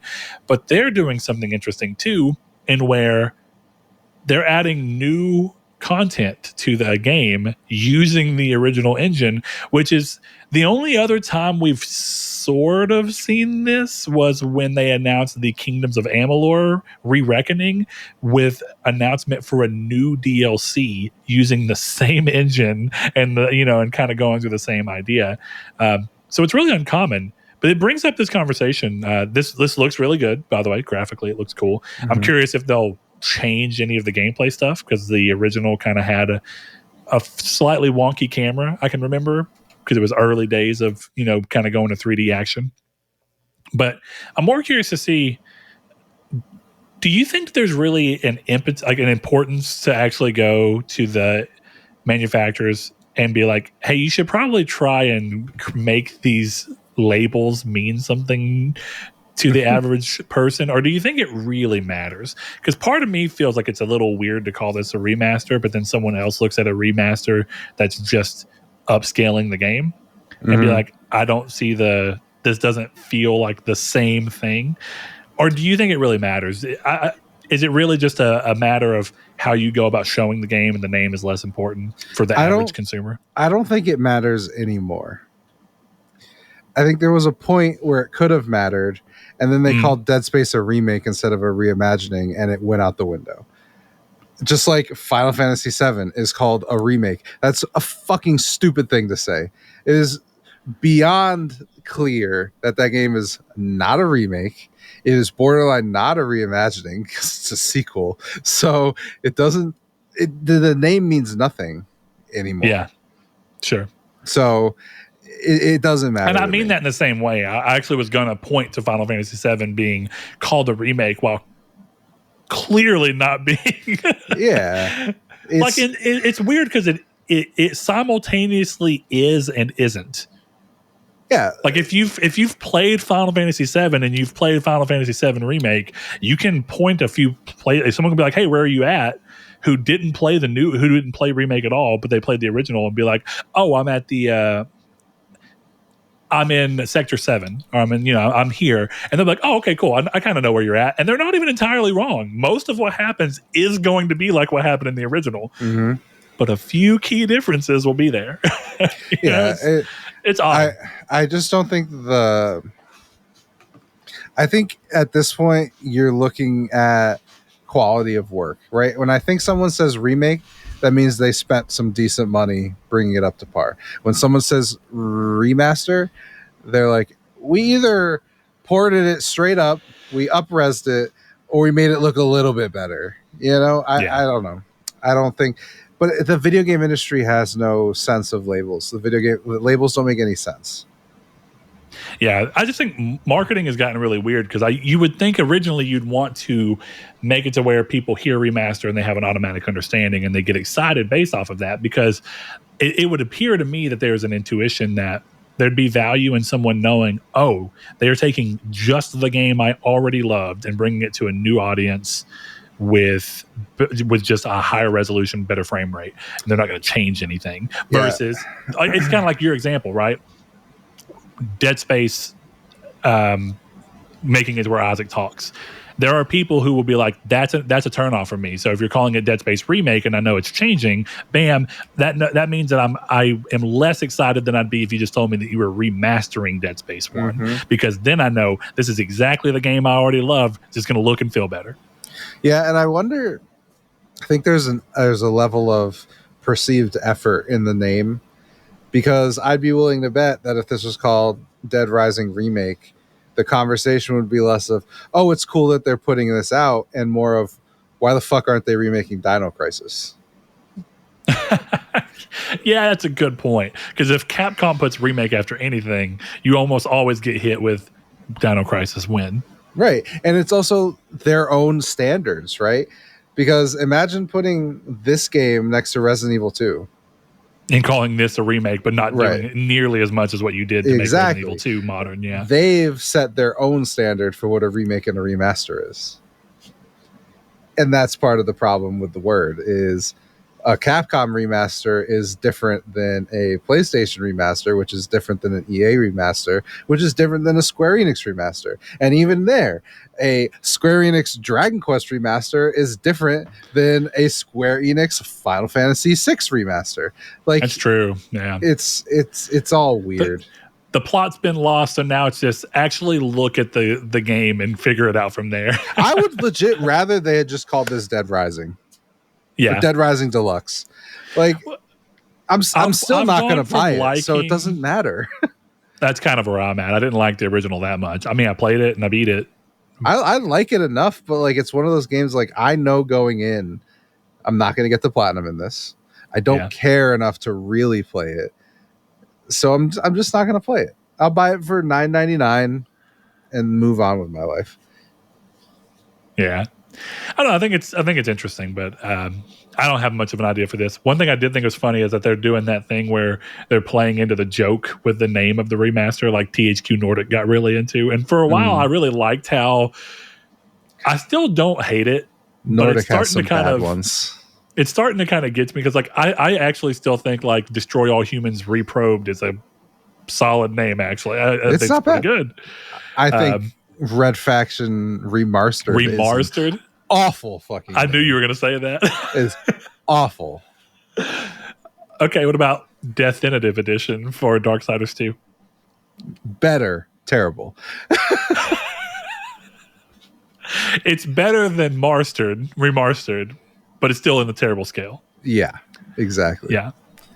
That's interesting.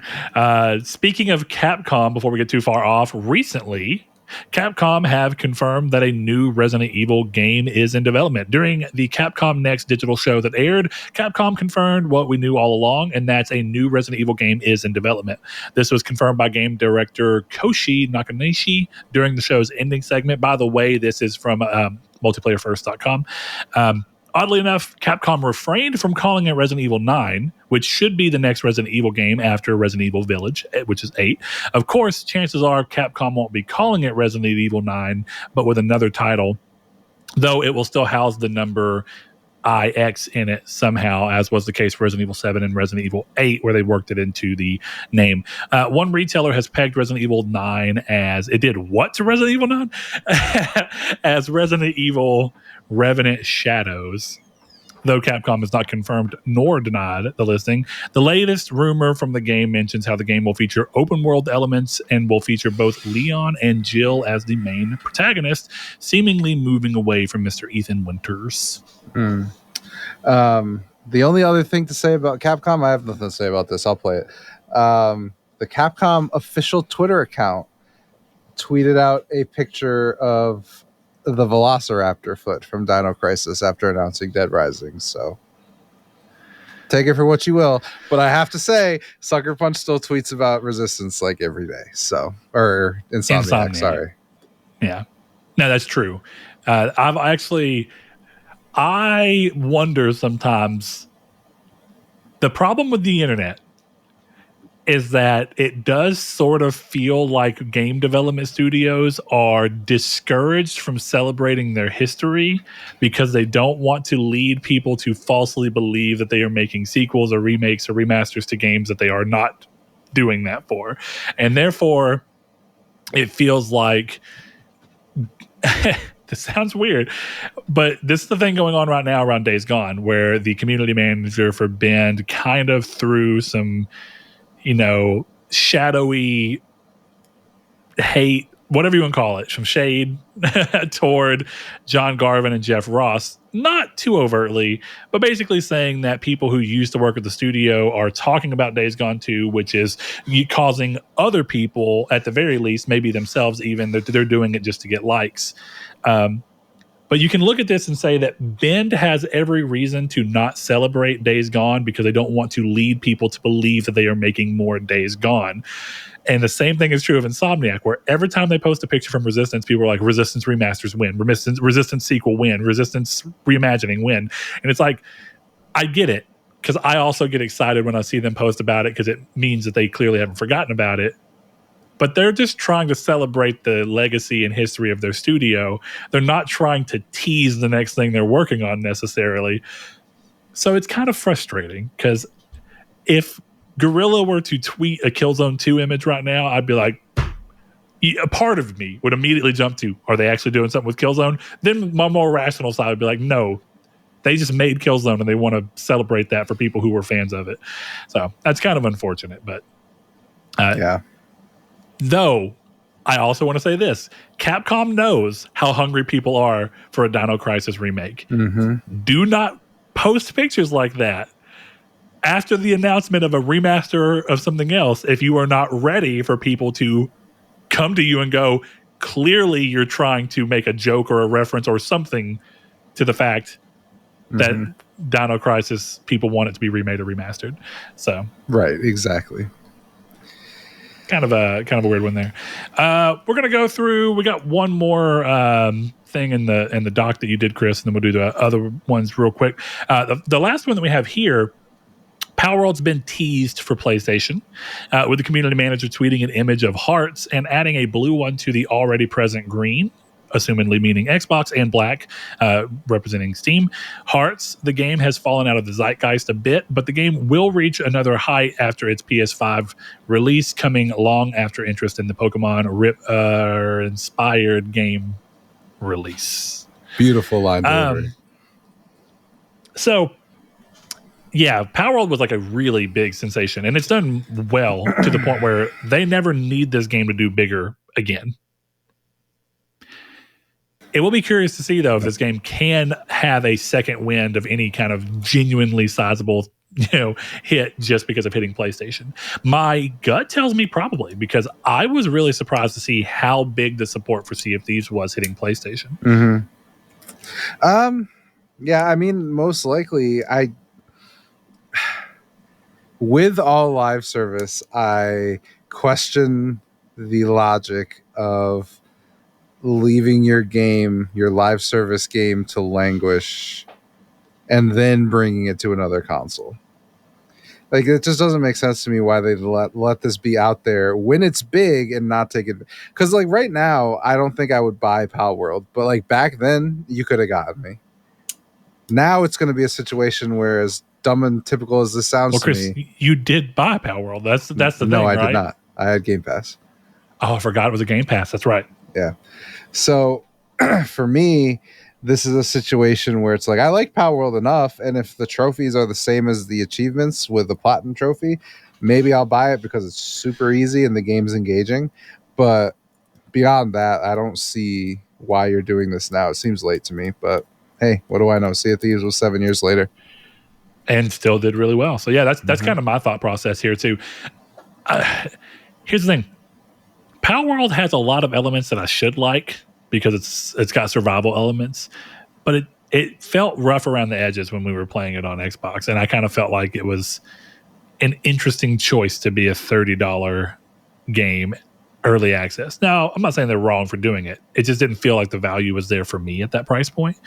But if the game is kind of solidified a little bit more and is still at $30 on PlayStation, the problem I'm having is I did buy it. I did not do Game Pass. I bought it because I'm trying to put my money where my mouth is when I'm not on PlayStation, where I already have PlayStation Plus for separate reasons.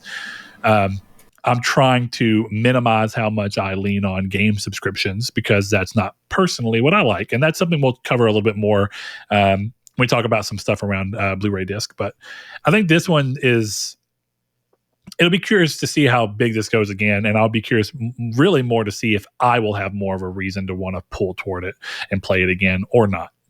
And I think to your standpoint here, Chris, I could see myself being more interested in playing this if more of my friends on the PlayStation side were down to play it with me, because I do like survival games, but I also like survival games that are co-op oriented.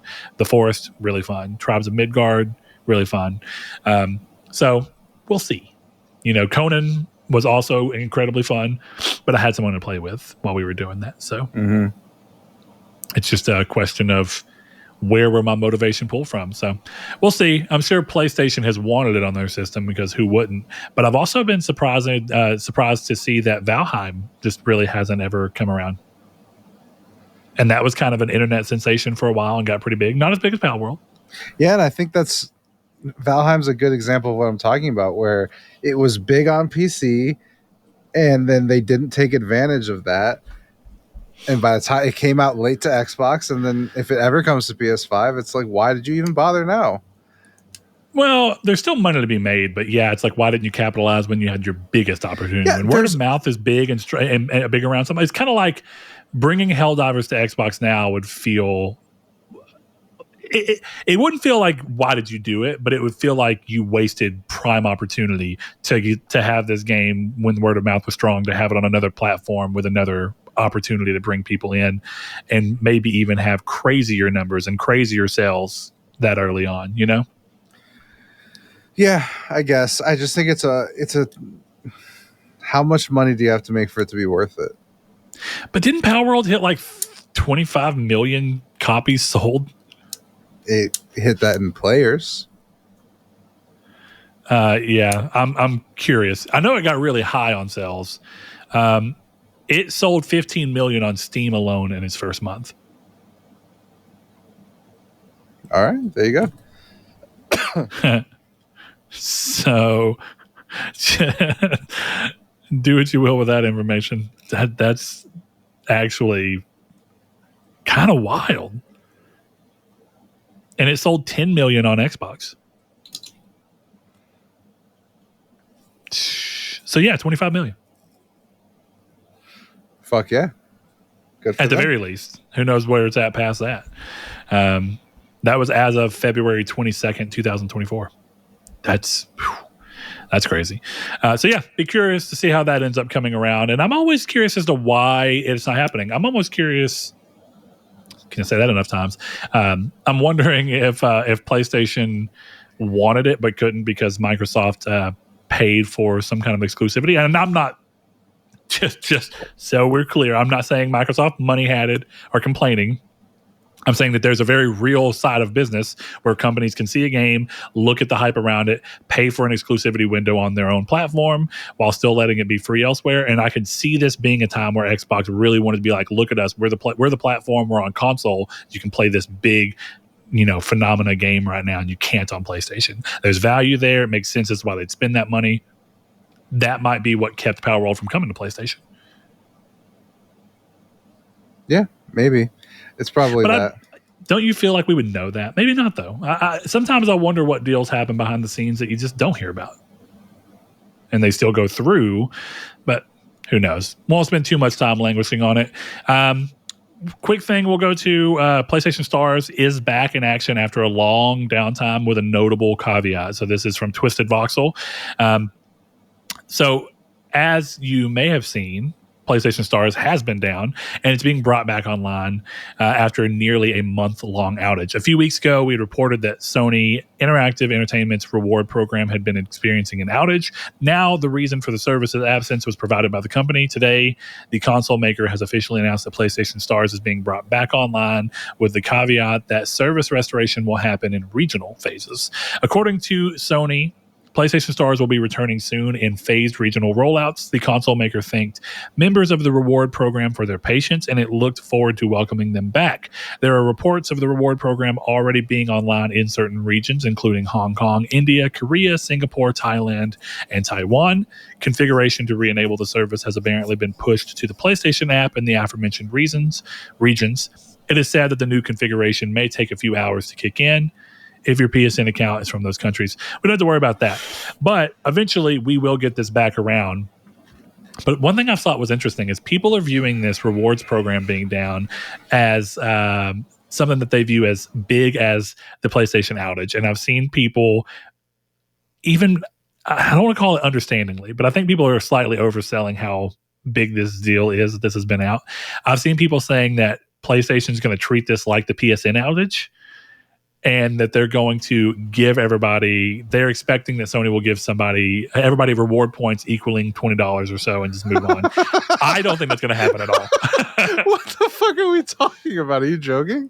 No, I have seen multiple people bring this up and say that since this is down, that as a form of apology for this completely optional service being down as a rewards program, that they are going to give everybody reward points as a sorry for being down. Not only is this a completely optional service, it's a completely optional service that everyone, until it stopped working, talked about how little they cared about it.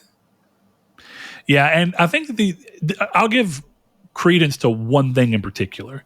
The one thing I've seen people going off of that would matter is whether or not the time during while the service was down, if they will retroactively get points they should have gotten from purchases made during the absentee window. I think that's a reasonable thing to question. It's a reasonable thing to expect that Sony would go, we see everything that you bought while the service was down. We've retroactively added those points to your PlayStation Stars and improved your level. Because this is the biggest wrinkle in PlayStation Stars that I think is interesting.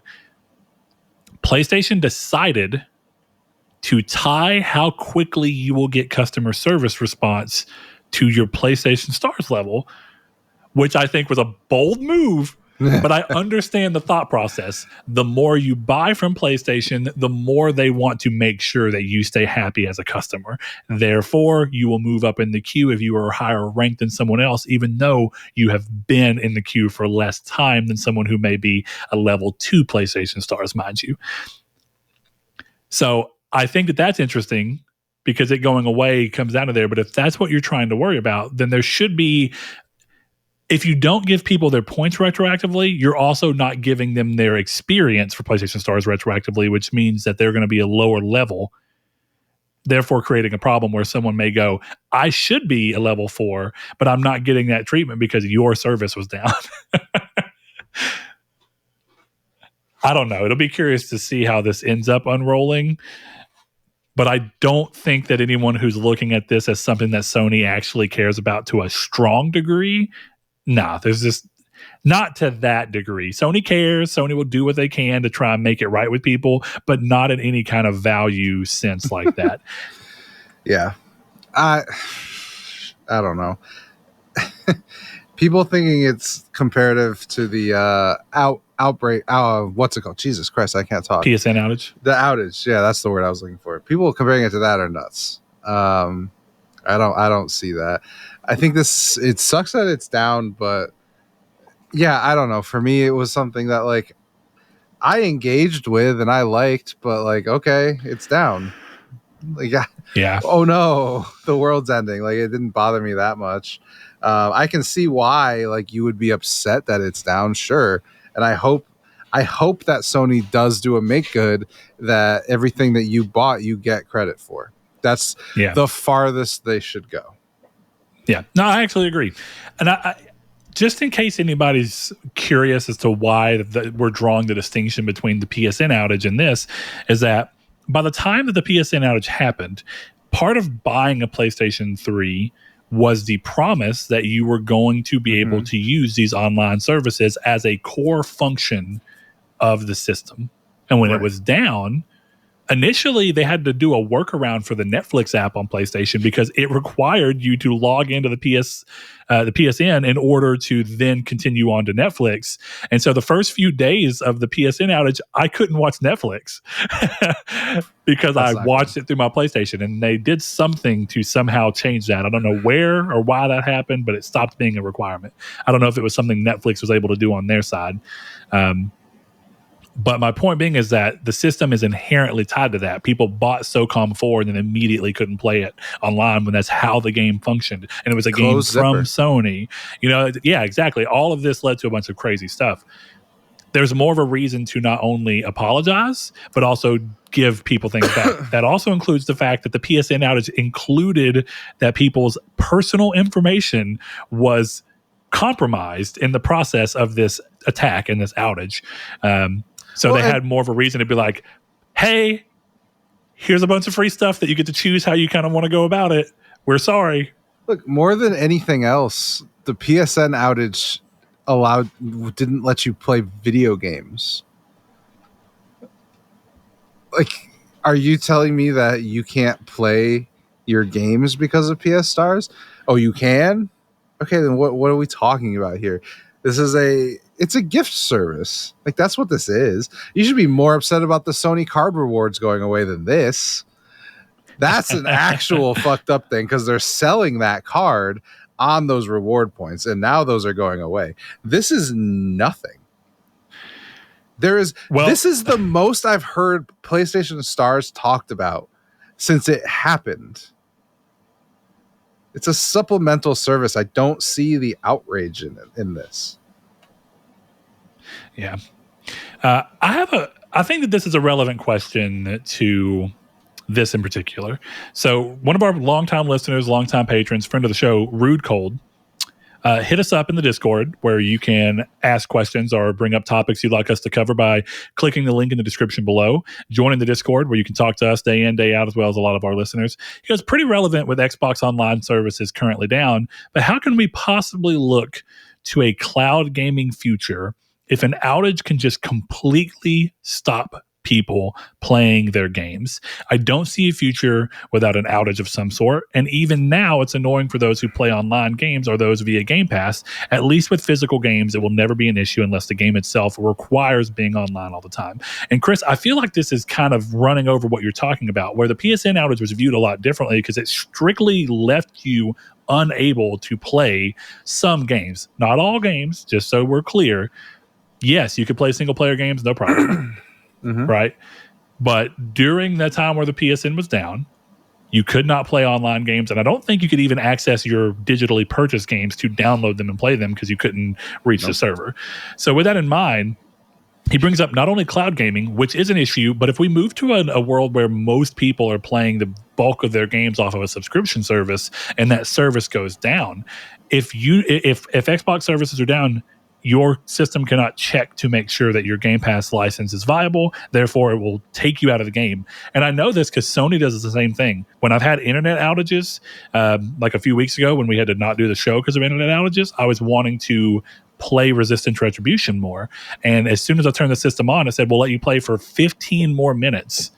Just in case you need to get to a save point or whatever it be. But we cannot check the license on this game that was online fucking 45 minutes ago. So we're going to only give you 15 more minutes. And that means that these games are being set up to where when they're tied to a service like this, it's checking the moment you start playing the game, whether or not you have an active license for the service. And I think that's interesting because it does mean that you can just be shut down from playing a game strictly because of an outage. So what do you make of this, Chris? What do you kind of take from this and this question? Do you think that this is a really strong point against the idea of an overly cloud gaming future? Strong point against it? Probably not. It's the reality with this is that the cloud gaming future is coming regardless of any of this shit. Let me add one caveat in here because it's kind of two things. It is both the cloud gaming future, which is one thing, Okay. And it is also the Game Pass, the subscription service future. Let's go to both, because they're not intrinsically tied. A lot of them are, like Game Pass does include the ability to cloud stream. But even for games that you've downloaded via Game Pass, you can't play them without service. We know that that's a thing. So looking at both of those, if we were to move away from a traditional model where most of what you're doing is subscription service or cloud gaming, how do you think that the thought process of outages to this degree can impair moving towards those being our dominant models for the industry? I don't think we can move from it. I think that's just the direction the industry is going because it's the cheapest for the publishers. I don't know. I think the problem here is that, as far as I understand, watching this yesterday, the Xbox can't play games with discs without being online. So not unless you put it in offline mode before the internet went out. It's a really wild thing. This has been a problem since Xbox One. If I'm wrong, please let me know. But my brother has an Xbox, and every now and then he'll put it in online mode to do something, and he'll forget to take it off, and he does not have internet at his house, and he'll be like, "Fuck," because he just can't do anything. Yeah, that's crazy. Throwing it out there. So yeah, I don't know. I don't think this is not going to happen. This is the way that it's trucking towards.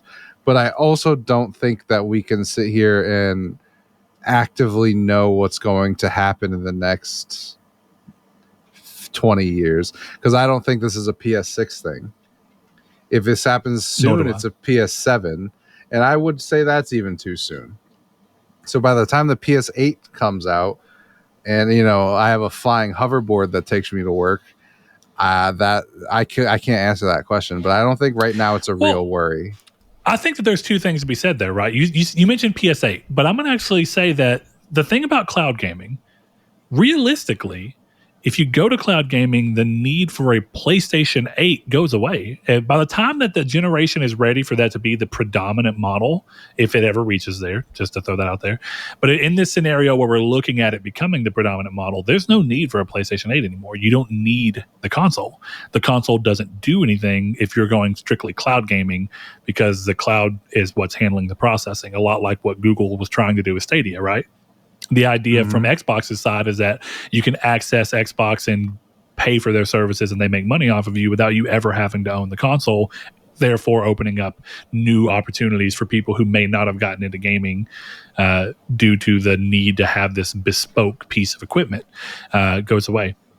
Which I don't know if you saw. Did you see that? I didn't realize until recently that apparently Xbox had canceled Project Keystone, which was their streaming box, and the issue is that they could not make it hit the price point that they wanted, because both having the box and the controller to include with the box so that you could play the games was too difficult for them to hit at $99, which is what they wanted it to be at, apparently. And that's not too surprising, because you start to ask yourself this question: why would you spend $130, let's say, when you can get an Xbox Series S for $100 more? Yeah, I don't know. So, but I thought that was interesting, right? Because to move towards something that is more geared towards something like that, it feels weird. Apparently what they did is that they announced that Amazon Fire TVs and stuff and Fire Sticks can have it. But even the idea of a Fire Stick's kind of wild, because most of that stuff is baked into TVs now. It depends on who you are and how cutting edge into the industry you are. But going back to the thought process here, my real answer on this, Rude Cold, is that people talk about cloud gaming, and I'm not saying that I think Chris is entirely wrong in his saying that this seems to be where it's trying to truck towards, because it's trying to make it as open and easy for everyone as possible so that more games can be in more places so that publishers get the biggest return on investment. That's the basic idea.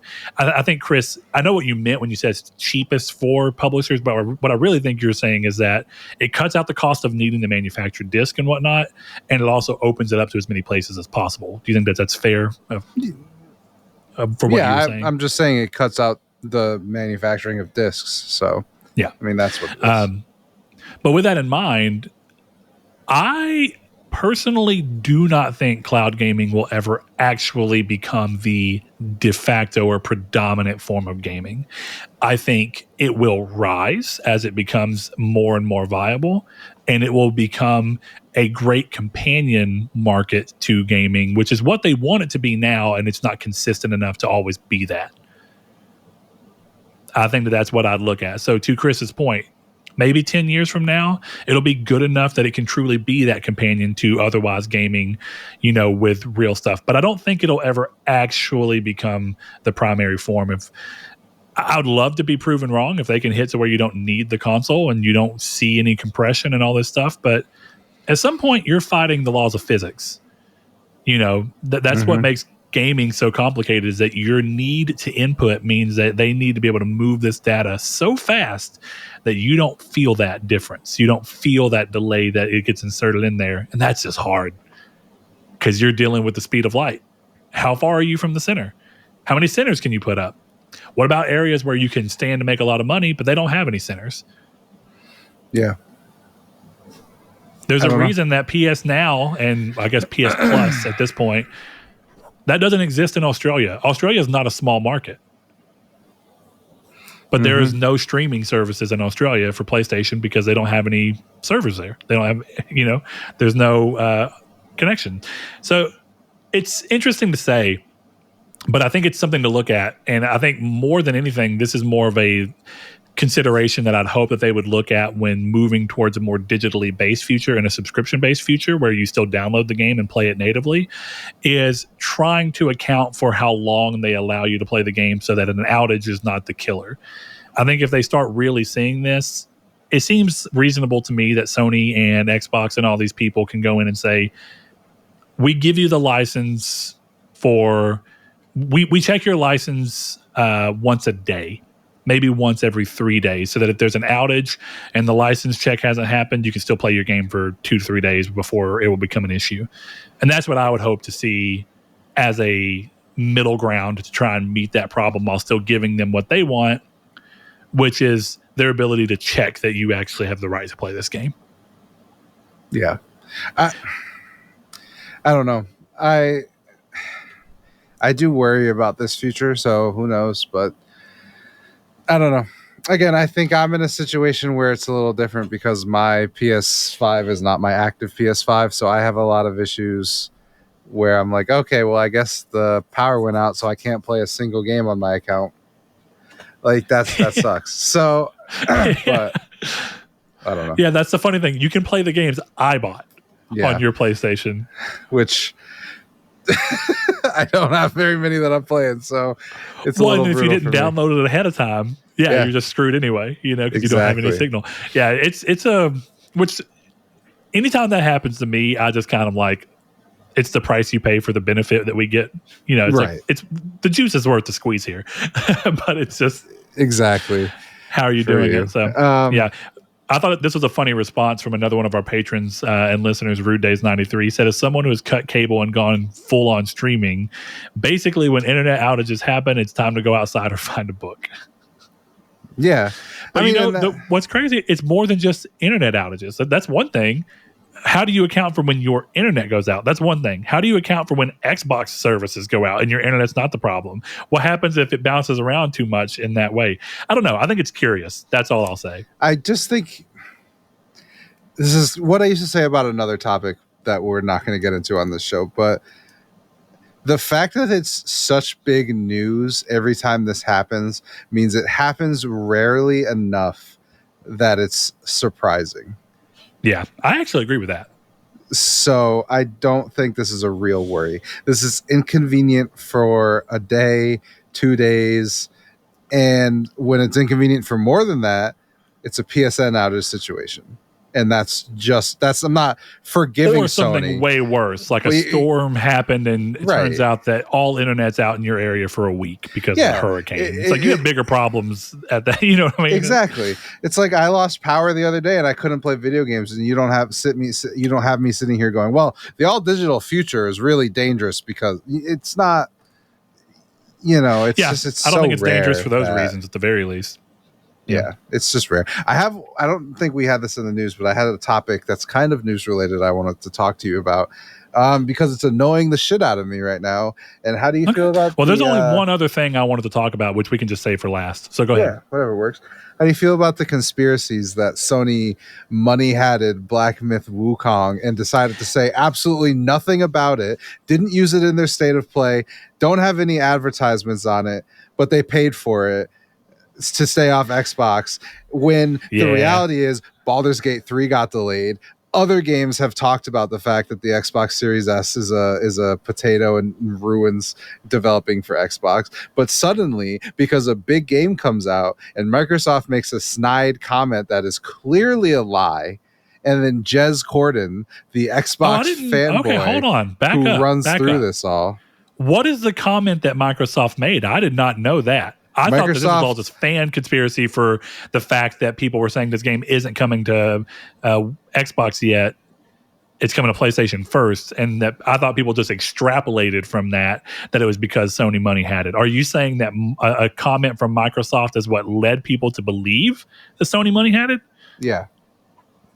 That's the new part to me. I didn't get a chance to look at it. I've been so busy. Ryan, Sweet Gran Turismo Jones, he hit me up. And he was talking about it and sent me some videos that I haven't had a chance to look into. But he was talking about people being targeted for crazy things.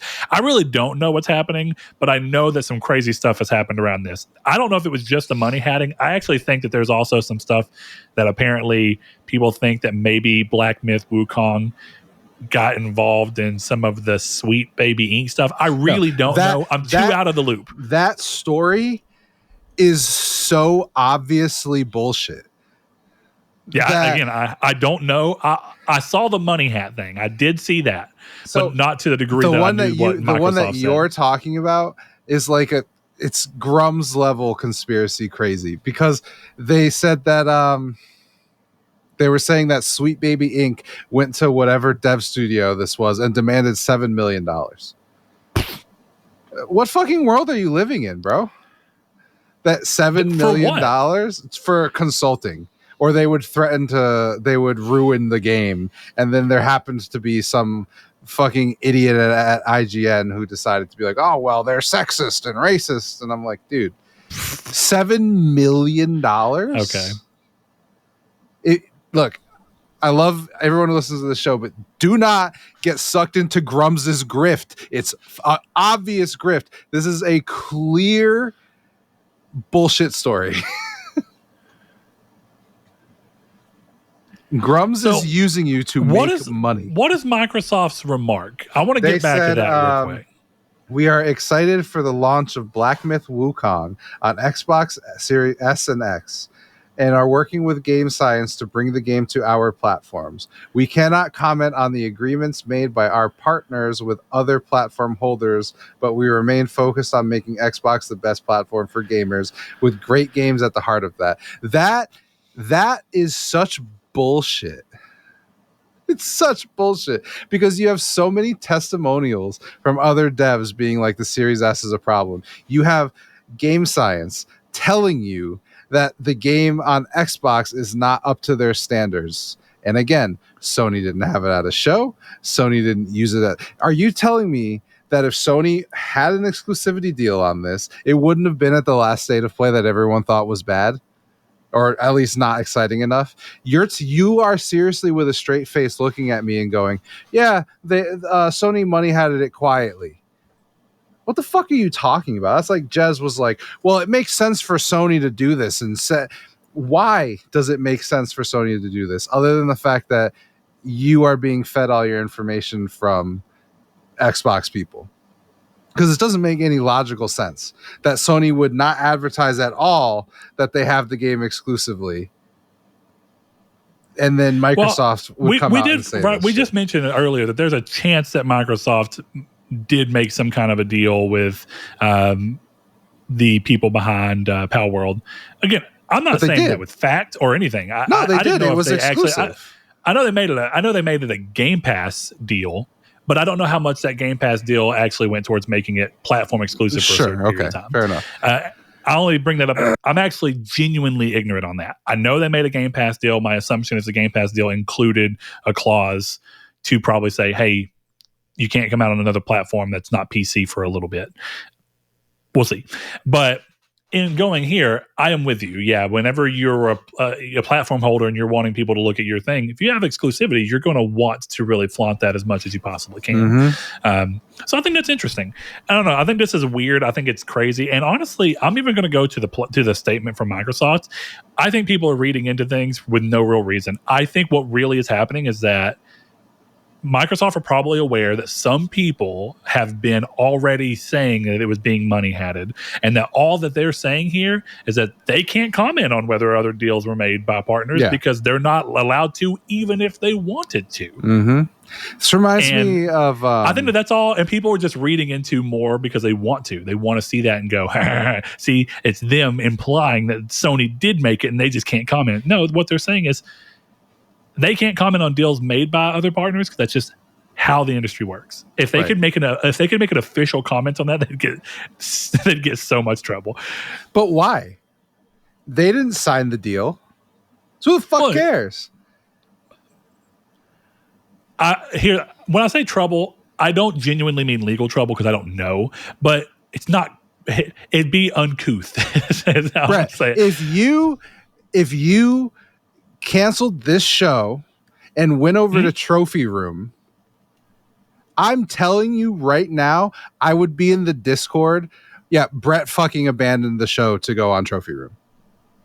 What are we talking about here? Well, that's different. Okay, hold on. This is if Sony. All I'm saying, I actually do think from a legal standpoint, this would be happening. If Sony made a deal with this people behind the scenes before anyone ever announced this, and Xbox went and were like, hey, we were wanting to talk to you about making sure that Black Myth ends up on Xbox.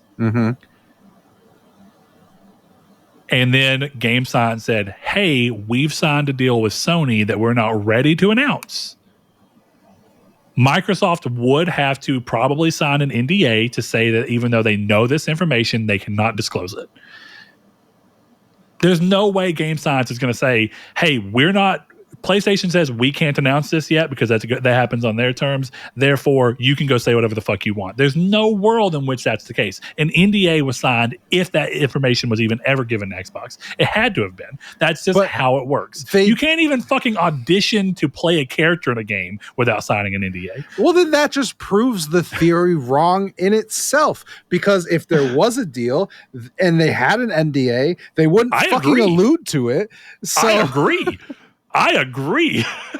That's what I'm saying. People are just looking into things. I'm just saying I don't think Xbox would be able to make a remark on it because it's the same as disclosing.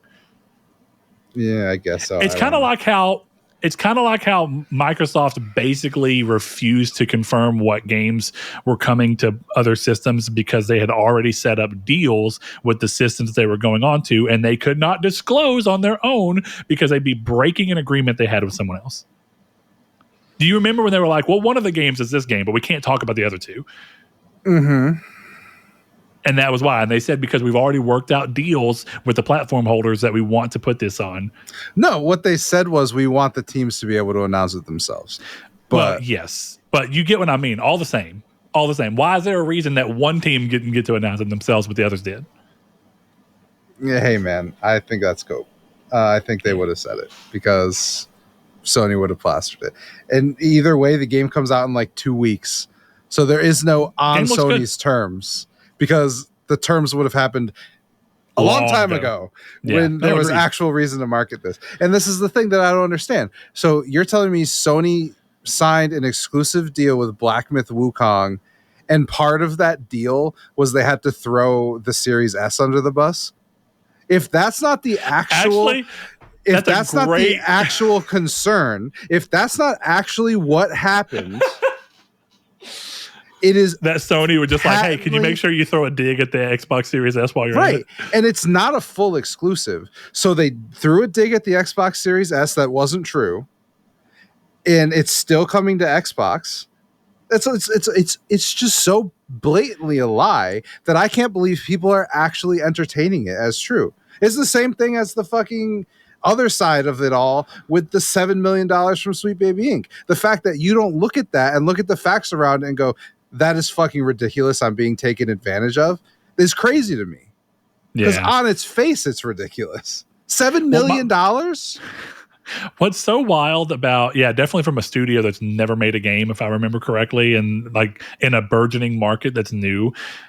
Also, in China? I was about to say, what are you going to go to a Chinese person and go, we're going to reveal you? We know what the Chinese people are, we know what their social ideals are. They have a social credit score, and you're going to scare them by threatening them in America? Yeah, not happening. If they litter, they get in trouble. What are you talking about? So the thing I think is most interesting about that, though, or at least that I want to comment on, the thing about going into conspiracies in general is you got to be really careful, because most of the time, the sensationalism of it all, you should be able to reasonably logic it away, because let's be real for a second. Sony is a publicly traded company. They have they have shareholders who have expectations, who want to see growth.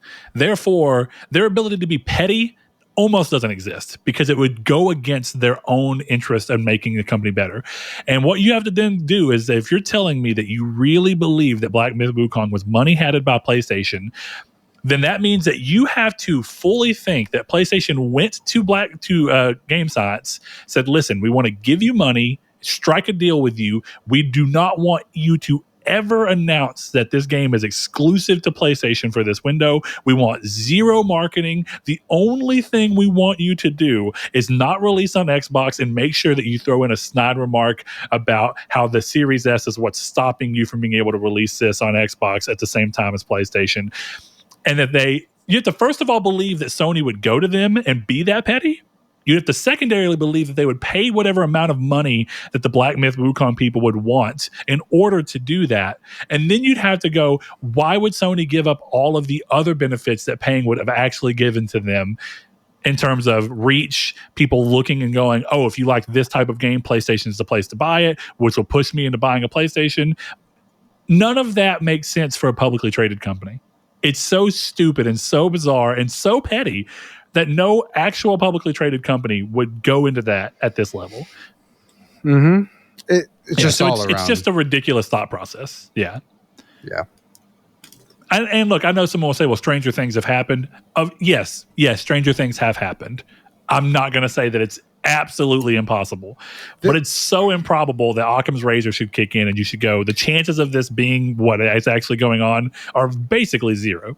This was like, I know this won't resonate with you because you don't care about hip hop, but this was as ridiculous to me as in the Kendrick Lamar and Drake catastrophe that happened a couple months ago.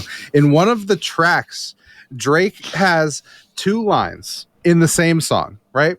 And the lines are, the people feeding you your information are clowns. And then, like 20 bars later, he goes, yeah, we fed you the information. This has that same fucking energy of we're feeding you the information, but the guys feeding you the information are clowns. It's all outrageous. Let's move on to something less conspiracy focused, as fun as that was. Also, I just want to throw it out there that the most baller Jim Ryan thing to do ever, just because it'd be so funny, would be that if Jim Ryan, now that he's, moved away and away from this, if like 10 years from now, he's like, the last thing I did before I left was make a deal with Game Science and told them that I'd give them this much money and make a remark about Xbox. That would be so funny to learn that PlayStation cared that much about belittling Xbox when they're already clearly winning. If you want to call this a war, if they're already clearly winning, and that's what happened. At that point, I would honestly laugh at just how ballsy of a move that is. I'm not saying it's not a shit thing to do. It's fucked up in many ways, but it would just be so funny if we have like 10 years from now, you know how they did the Sega versus Nintendo documentary? They do one for PlayStation versus Microsoft. And then you have a thing where Jim Ryan's like, 15 years ago, I paid Game Science to make sure that Black Myth Wukong. That'd be so funny. That'd be hilarious. Yeah. I wish I could get enough money to be that petty. once in my life. I'm not normally that petty of a person, but if I just had the money to do it once, I totally would. Oh, yeah. In a heartbeat. It'd be like, I just want to do it once to see what it feels like. I am that petty. And this is a level of petty that doesn't even make any fucking sense. Yeah. I don't get it. Either way, what's next, my friend?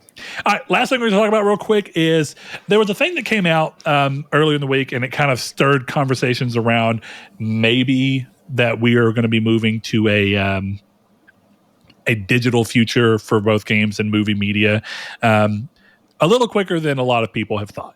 And that was that there was an announcement that Sony was going to stop producing Blu-ray drives, or at least this is how it was marketed via some of the industry. So they were saying Blu-ray disc would stop being manufactured and that they would slowly, pull down until they just weren't making them anymore. So Sony's come back to clarify that they plan to eventually stop producing recordable BDR, which means that consumer grade Blu-ray discs that you can get and you can read and write to. All right. Are no longer going to be manufactured because there's not as much need for that anymore. But that Blu-ray movie and game disc won't be affected by this move. So this is from tweaktown.com. They say, it continues on by saying Sony Group will lay off 250 employees at a division that produces recordable media disc and start winding down the production of specific Blu-ray products, sources have told Japanese newspaper Mainichi. However, contrary to recent reports, the decision will not affect Blu-ray discs that contain games, TV shows, or films.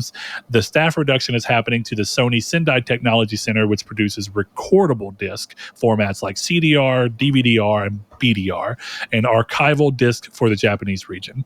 Standard Blu-ray, 4K UHD disc, and PlayStation 4, PlayStation 5, and Xbox Blu-ray disc, which are made at Sony's separate DADC facility, will still be manufactured, shipped, and sold worldwide. In other words, physical media will not go anywhere anytime soon, despite the prevalence and growth of streaming and or digital media. As far as gaming goes, Sony PlayStation Game and Network Services segment does indeed sell far more digital projects or far more digital games than physical. However, this ratio isn't yet skewed enough to warrant ceasing total production of Blu-ray game disc. So, do with that what you will, but a lot of people kind of started talking about, oh, maybe we're moving towards digital quicker. And I kind of understand why, because we've seen a lot of things kind of start to change. Best Buy completely divested themselves of 4K Blu-ray. Mm-hmm. Target seems to have completely divested themselves from, they've vastly shrunk down their Blu-ray selection. And I think that it's the same with 4K Blu-ray. It's very rare if at all they have it. And I don't want to say too much, but from what we understand, there was a rumor going around, and that's been corroborated to some degree by a friend of the show, that the understanding right now is that Target will be divesting themselves from physical games media by the end of the year, and that's the plan, or at least soon, maybe even just in 2025. So I think all of that would come together to lead you to believe that gaming is going digital a lot quicker, and that these things are, that because of these moves from Target and from these other things, that we would see that they'd move away. But I think that this is a moment, Chris, where I think we really have to take a second and we have to think about how we have a tendency, I know I do, to view the world from a Western first ideology, and a lot of the times from an American first ideology from you and I, because we are Americans and this is a market that we know and we understand. It really does not make sense for Sony to stop producing Blu-rays for games and movies and TV shows when internet is a problem in markets, or consistent internet is a problem in many markets that have a lot of money to be made in them, but cannot support moving to an all digital format yet, and maybe not even anytime soon. And so when you go to that and you look at certain industries and certain markets that are still predominantly physical, it seems pretty crazy to think that a company that not only deals with selling games in the sense of Microsoft, who needs this physical in order to go through there, Sony themselves also stand to make money from the production of the disc itself for other manufacturers like Xbox and like movie companies who are making physical versions of movies and TV shows. So if you think about how predominant those still are in other markets, like if I'm not mistaken, Josh can confirm or fix where I'm at. But if I'm not mistaken, Australia is a pretty sizable market, and it is still predominantly physical to a pretty high percentage. Even if you look at PlayStation right here, they have a PlayStation digital versus physical game unit sales, and it says digital versus physical and where the SKU's at. So as of fiscal year 23, let's see what quantity this is in. I think this may be in million. So 200 million of the games they sold were digital, and 86 million were physical across the entire market. Fiscal year 20, so 2020, was 220 million and 119 million, with 119 being physical. Now, you look at that and it's easy to go, okay, yeah, it's on the way out. But this is a worldwide look. I think if you actually go into markets that Sony is trying to expand into, like they've been trying to expand into China, this is not really completely indicative of where Sony wants to be in every single market just yet. So with all that said, a lot to take in there. Chris, what do you think's going on here? Do you really think, I mean, clearly we know the answer now. These aren't going away. But do you think everyone's intuition to believe that this was a sign of a all-digital future was reasonable? I mean, I guess no, because as you said, these are not, oh, we canceled PlayStation discs. So yeah, I don't know. I mean, as someone, like, I'm curious, so I'm going to look something up.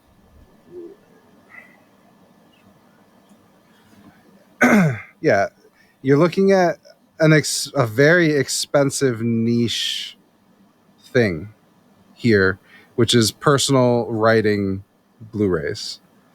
Okay, you're looking at something that at minimum is $70, but let's assume you want something quality. So you're looking at an $150 attachment to your $2,000 PC that requires a $2,000 camera to be worth using. So again, the question for me is, like, what are we talking about here? Because this is canceling something that I'm sure a very small part of this market was using. And even that market is probably shrunk down even more by the people who have the technological ability to take advantage of using a Blu-ray drive. Yeah. So just to clarify an interesting aspect, I get where you're coming from and the intuition to want to go towards camera and kind of more digital footage or something like that. But one of the biggest benefits to Blu-ray initially was just sheer storage on a single disc. So there is a reasonable thing to say that someone may have a CD RW, or rather a BD -R. Or BD, RW, whatever they actually denote them as, where all they really wanted was to be able to burn a backup disc on a big enough format that could handle it. And that makes sense because, Blu-rays have a pretty high capacity, 40 gigs, I think, for a standard Blu-ray. And so that means if you want to make something like a specific backup, it may be more beneficial for you to make a PC backup on a Blu-ray drive or a Blu-ray disc rather than making it on a DVD, where it may not be able to fully house what you want to do on its, I think, 7 gigs for a normal DVD. And then I think a double layered DVD is like 12 and a half or something like that, 14 gigs. So don't double, the numbers may not be exactly right, but point being, there's more reasons for them. But at this day and age where flash media has become so cheap, a lot of people will just do these things on drives. For computers, you can do a bootable drive, so that you can just boot your Windows that you had on a thumbstick. There's just ways to do it that are more efficient, cheaper, easier to carry, less likely to degrade, get issues. So yeah, Chris, I think you're right. This is a very expensive niche, and I think that it's such a niche that when someone hears that Sony's stopping producing Blu-rays, I think the intuition to go, they must mean Blu-rays in the sense that I buy them as a consumer towards media, rather than the thought of, Blu-rays that I buy in order to use for my own, my own wants. Yeah. I don't know. It's interesting, but yeah, I don't think this affects games yet. Well, I think it's always a question that comes down to the less you know about something, and most people don't know enough about, and that includes us. A lot of people don't know enough about the tech sector that it's very easy to see Blu-rays are going to be stopped being produced and jump to the fact of, oh, that must mean Blu-ray disc. Oh no, what about the 4K Blu-ray I want, or what about this Blu-ray or this? I get it, I understand. But let's move on to a few other questions and then round the show out. We have a couple questions here. We got one from Jehudi MD, longtime listener of the show, longtime patron. He says it's June, or I guess at this point it's July. Best 5 games so far this year. Oof. All right, Chris, you got anything to say here? Let's each go one at a time so that I can kind of look more at the games I played this year. That's actually what I'm running into, is I'm having to go through and look at what's come out this year. I have gut answers, right? So first game I want to start, this is not like in order. So this is just going to be 5 games this year that I think have really been standout for me. First game that comes to mind, Stellar Blade. I think Stellar Blade was an excellent title, really strong first title from a company, and had a great gameplay and a lot of really excellent choices that I think led to, even if it's not the best game, I think it's so charming that its few weak points are able to easily be forgiven. So what you got, Chris? Oh God, I didn't play a ton, so the first thing I'm going to go with is The Oregon Trail, because it's very fun and it came out this year. Okay, I'm going to stick on a slightly similar thing and play a game that definitely came this year and kind of came out of nowhere and was very fun, and that's Balatro. Balatro is a excellent game. Good pick. I will give one little shout out to Like a Dragon Infinite Wealth. Nice. My third one will go to Banisher's Ghost of New Eden. Excellent game. Ooh. Excellent game. Good one. Let's give a nice shout out to my friends playing Persona 3 Reload. Okay. Oh, this is going to be an interesting one, because I would have thought it's being pushed out by one thing, and I think it's just because of my sensibilities and because my time with it's done. I want to give a big shout out to Helldivers, because it's not going to make it into the 5. I'm just going to throw that out there. Great game, though. Really enjoyed it, but it's not.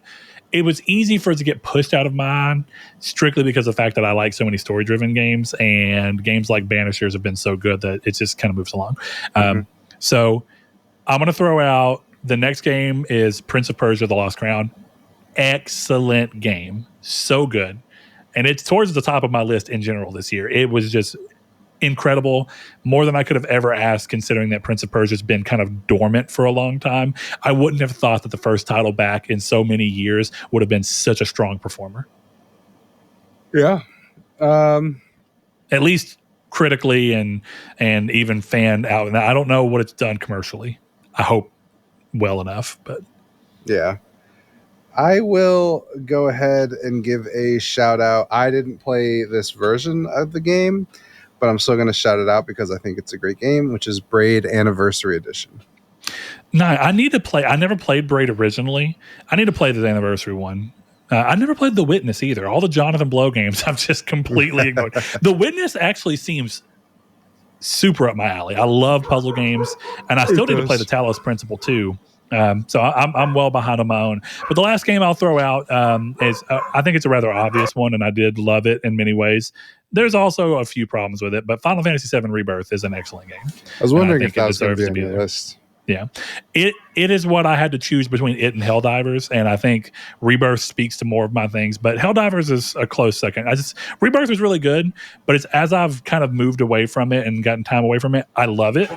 But I've said a few times now, I think of the 2 most recent Final Fantasy games, and this is going to be crazy because I understand it doesn't necessarily speak to the RPG elements that people like. I think Final Fantasy 16 is the better game to me between the 2. I think it speaks to what I wanted a little bit more, and I think it resonated with me a bit better. So is this 4 or is this 5? This is number 5. Yeah, it'd be 5 for you. Yeah, be your last one. All right, so I'm going to cheat here, and I'm going to go with a combo because neither of them technically came out this year, but they both came to PS5 this year. So I will be shouting out Dave the Diver and Hi-Fi Rush. Yeah, the only reason I didn't include Dave the Diver is I knew it was last year. But that is an excellent game. So yeah, I'm perfectly fine with it on the list. This is a PlayStation show, bitch. That game didn't exist until right now. Well, there you go, Jehudi. Hope that gives you a good answer. Let's look at what else we have in the questions thing here. I'm curious to what Rude Days means here. He says, well, at Brett, my question is it crazy to be able to enjoy a game or movie all right once? I know this is going to be very quick. I know exactly how this happened. He said that he only watches games and movies once. Or movies. And Blake and him went back and forth. And he asked if it's weird to watch things more than once.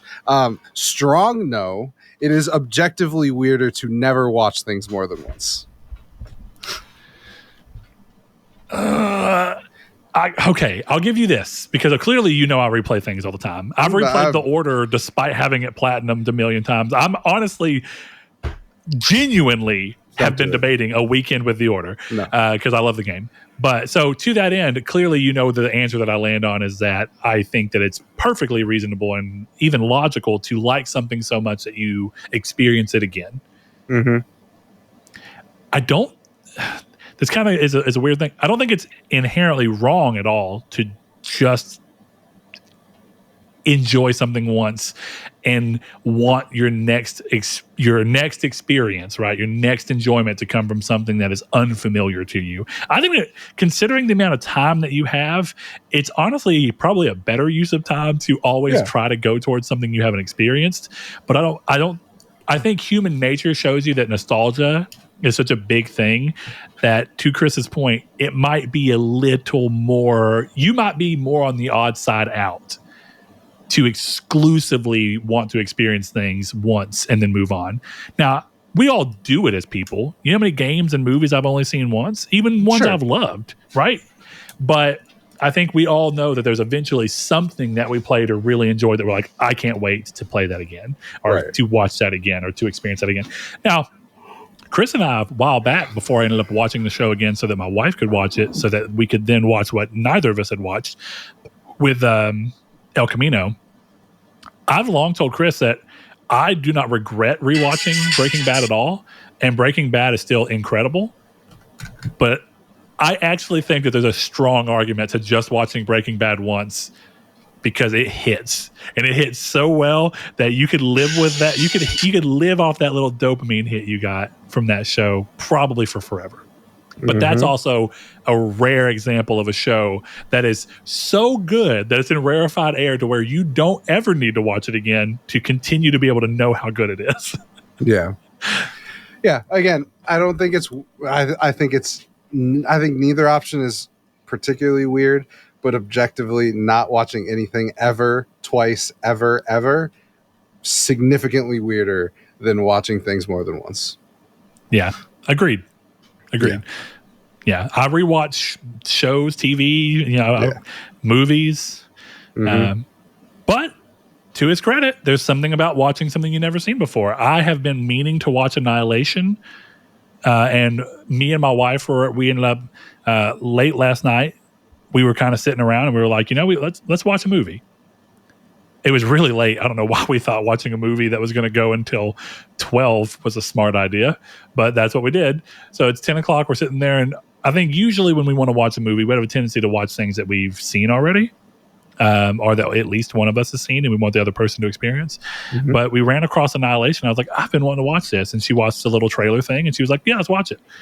It was super cool and really fun to just sit there and get to watch something that I've been wanting to watch and just never got around to. So yeah, I mean, again, I don't think it's weird to prefer new things.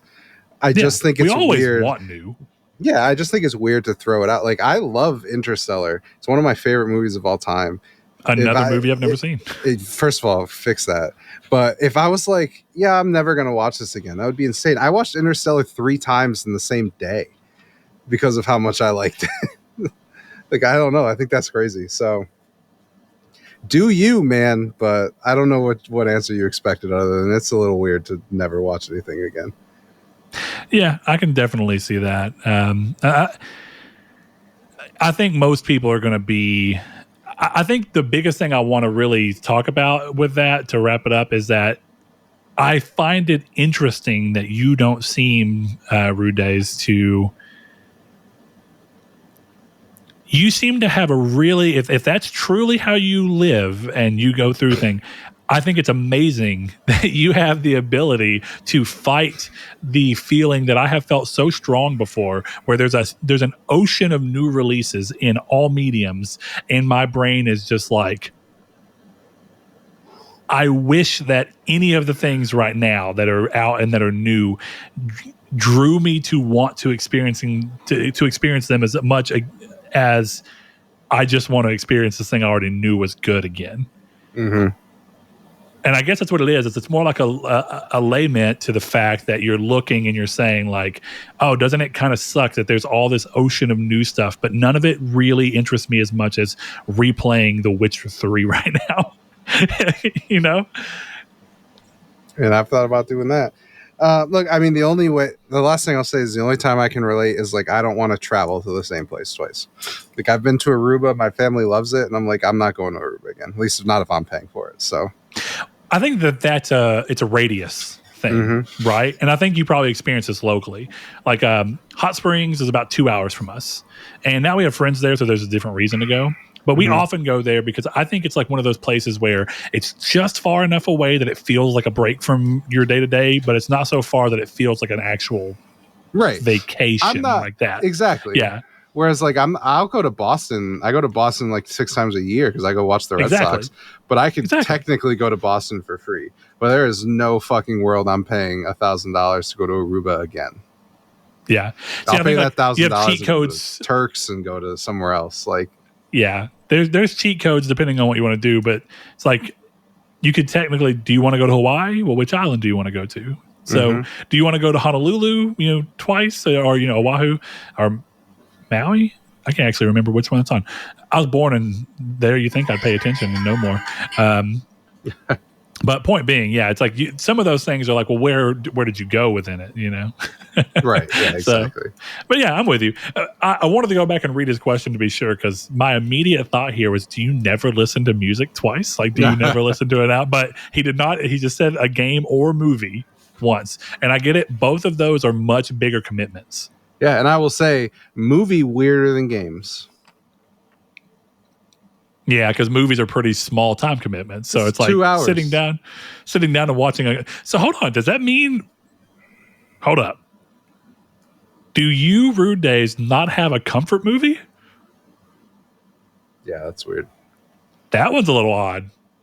It's an odd thing. It's a little odd.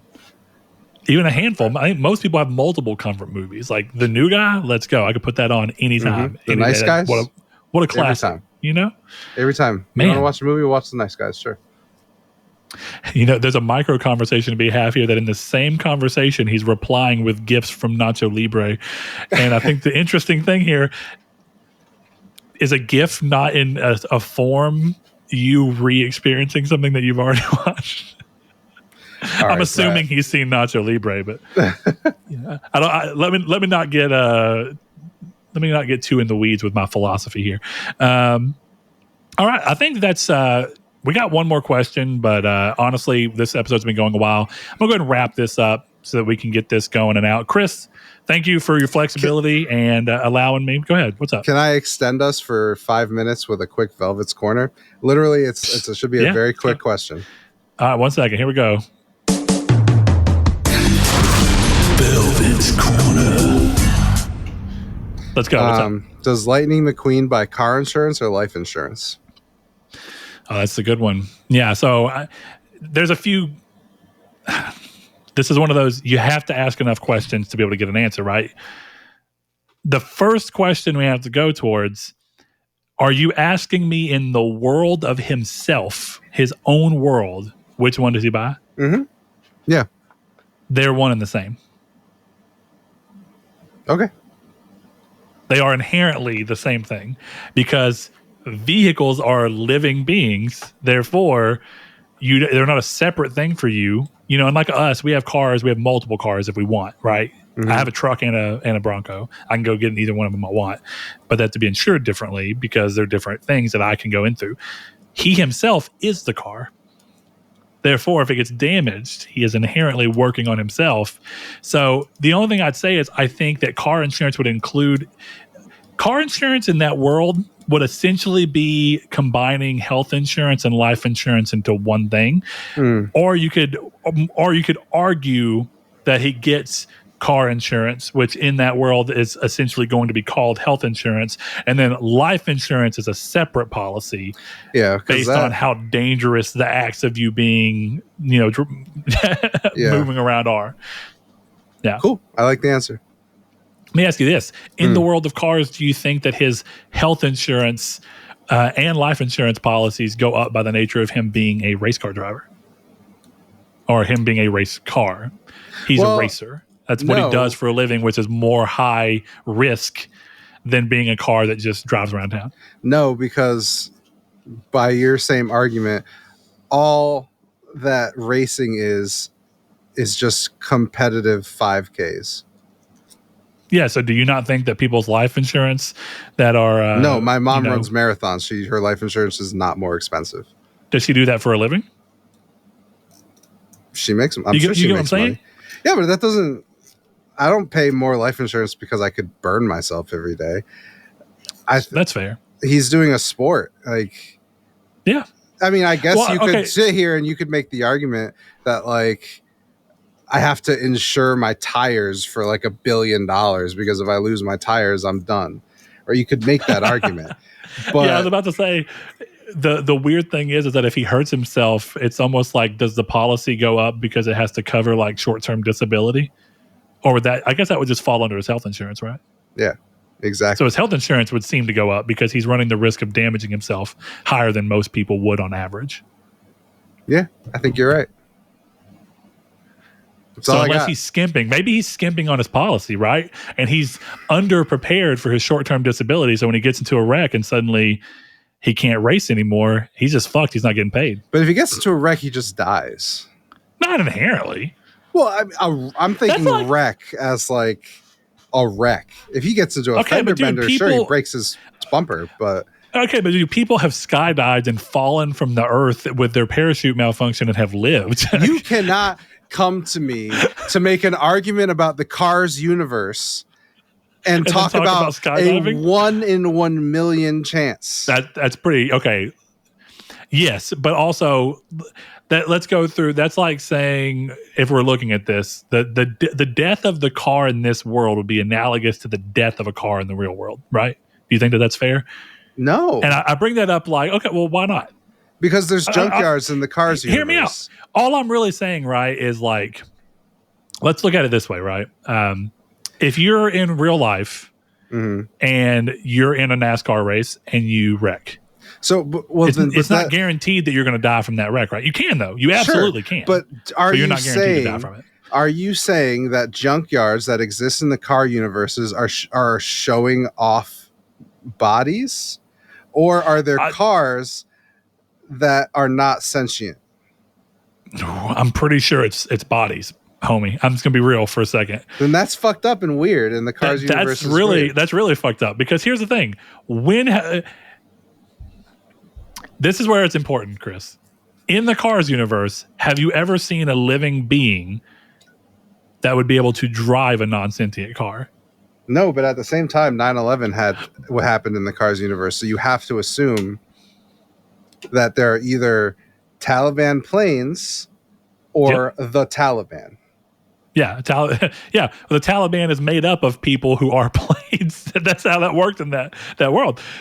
That's how, I think you got to keep the logic, right? Let's do some Brandon Sanderson shit here. The logic's got to maintain within the world for the magic to be there. Well, no, but no, because the problem is the lack of deers in Friday the 13th doesn't preclude deers existing in the Friday the 13th world. So the lack of humans doesn't preclude humans. Okay, but let's look at scale. right? Let's look at scale and what you're doing. So in day-to-day life, you're filming Friday the 13th. Let's start there. Right? You're filming this. And Friday 13th is Jason, right? Yeah. Just so I'm keeping my mind in check. Well, not the first one, but yeah. Well, actually, yeah, fair point. But it's the series tied to that person. It's tied to camps and being out and about. So I think you have a reasonable argument to say, well, in a camp environment, why didn't you see this? Well, this is a populated camp environment where animals are unlikely to come near because you're in an environment where people are around. It's kind of like saying that just because there's no deer in Halloween, well, Halloween's usually happening in a city environment where you're unlikely to see those animals. Dog. I live in New England. Okay, I don't know what it's like in the South, but I see deers every day everywhere I am. Whatever. Their plural's the same. I see deer everywhere I go. It's like the fucking Spider-Man meme of him looking at Tony Stark. It's like, I see his face. I see those fucking pests everywhere I go. So I know deer are very popular, or deer are really common around here, but you do not see them in city limits. Very rare. I see them in cities all the time. I've seen bears in the city. Okay. Yeah, that doesn't happen around here either, really. Yeah. There's more space. A little more likely if you're in the mountains. So yeah, true. I think maybe I saw a deer one time in a woods that's beside one of our hospitals in the middle of our city, but it's a pretty big wooded area because they have like a nature trail that bumps up against this wooded area, and the rest of it's just not there. But it's super rare. The next time I see a deer, it's super unlikely to see it. What I'm saying is that in the Cars universe, there has been enough areas where we have seen that we should have seen people. We should have seen people at least at one point in time in the airport that they went to. We should have seen people at some point when they're going through all this car drama with spy systems and going through that. There is more opportunity for us to witness wider swaths of the world than we have in a movie that's more confined like Friday the 13th is. Unless it's segregated. So you're right. It doesn't preclude. All I'm saying is in the world of Cars, we've seen much more of the world, and we've still not seen any evidence of life that could support driving a non-sentient car, which would beg the question of why would a non-sentient car exist? This is post-apocalyptic. Those are bodies. Or it's a post-apocalypse and those are pre-war cars. Possible. But what happened in this world where cars both were sentient and non-sentient, and now they're sentient, but they still run off of the same non-sentient parts? I guess the bigger question here is, do the cars in the Cars universe have organic or manufactured parts? Because that will tell you. Because if they have organic parts, then the junkyard's pointless. Lab-grown mufflers. I don't know. That's a big twist in the Cars universe. There could be an organic muffler, right? I mean, the heart is arguably an organic engine. Sure. But again, I can modify it with text. I guess our organic mufflers are butthole. Yeah, I guess. You really think about it. That's where we exhaust. Yeah. Okay. So I was going to make that joke. So fuck yourself.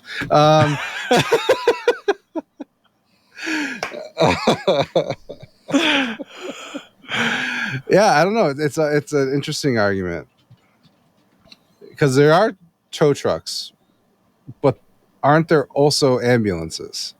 So what's the need of an ambulance if there's no people? Because a tow truck would just be a car ambulance. Yeah, you'd think so, right?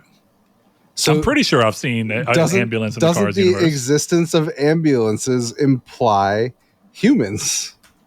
I want to go through real quick and see if I'm pretty sure I remember there being one, but let's go through.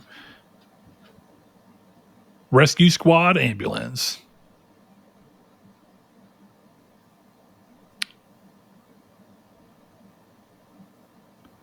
Okay, but here's the implication right here, right? So in different, so this is like greater extended universe for Cars.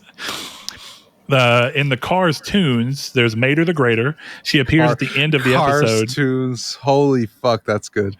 Yeah, she appears at the end of Mater the Greater after Lightning McQueen makes an off-screen crash, implying that she's coming to get him. Therefore, move him along. So maybe a tow truck is like a hearse.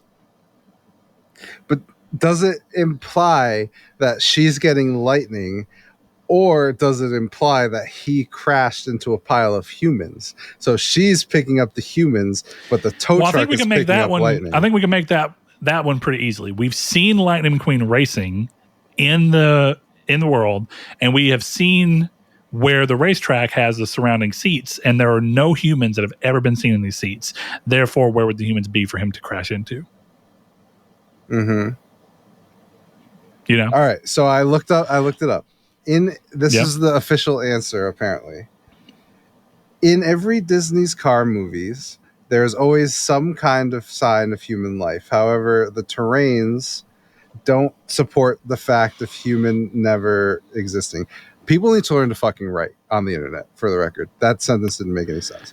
That sounds like it's not very official then, homeboy. I didn't mean like official from Disney. I meant there's an answer to the question from someone who I assume has watched more than memes of the Cars movies.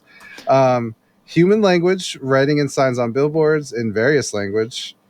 Door handles. Door handles on is huge, actually, because there's no reason for a car to open a door. They have wheels, not hands. So door handles, windows, car mirrors, personalities. Well, you're going way past. The easier thing is, why would these cars have interiors at all? Well, they have to hold their guts somewhere. Yeah, but you don't need to open to the interior. You don't even need an interior in that sense. Well, the interior is just... We have interiors, but we don't interact with them unless we're hurt. Has Lightning ever opened his car door in the movie? I know that Lightning has had titties flashed at him. That is true. But if he doesn't open the door, it doesn't matter. Well, what are titties in the world of cars? You know what I mean? Well, do you know those cars with the lights headlights that pop out of the hoods? Because there's a scene in Cars where he's being like celebrated, and then the two female cars pop open their headlights at him and shake. Them titties, bro. They got LED titties. OLED tits. So this is from Bob Peterson, okay. Who is, and Kill Murray, who are story supervisors, they're involved with story supervisor Scott Morris on the question of humans. It says, we try not to go there. We just try not to go there. There's a surreal level of disbelief that you're having to jump already coming into the world where there are talking cars. We think we know what cars are in our world, and they serve a completely different purpose in the cars world. They're for transportation in our world, and they don't really transport each other in their world. So they become characters. We lean into that as much as we can and try not to get too hung up on the surreal nuts and bolts of it, I guess. So there you have it. They don't. The implication is there's no humans because they basically try not to get too involved in it. There's room for humans to exist, but considering that the creators have never wanted to confirm nor deny because they just don't want to deal with it, I think you'd go towards they just wouldn't exist because they'd create too many issues in the way the world's set up.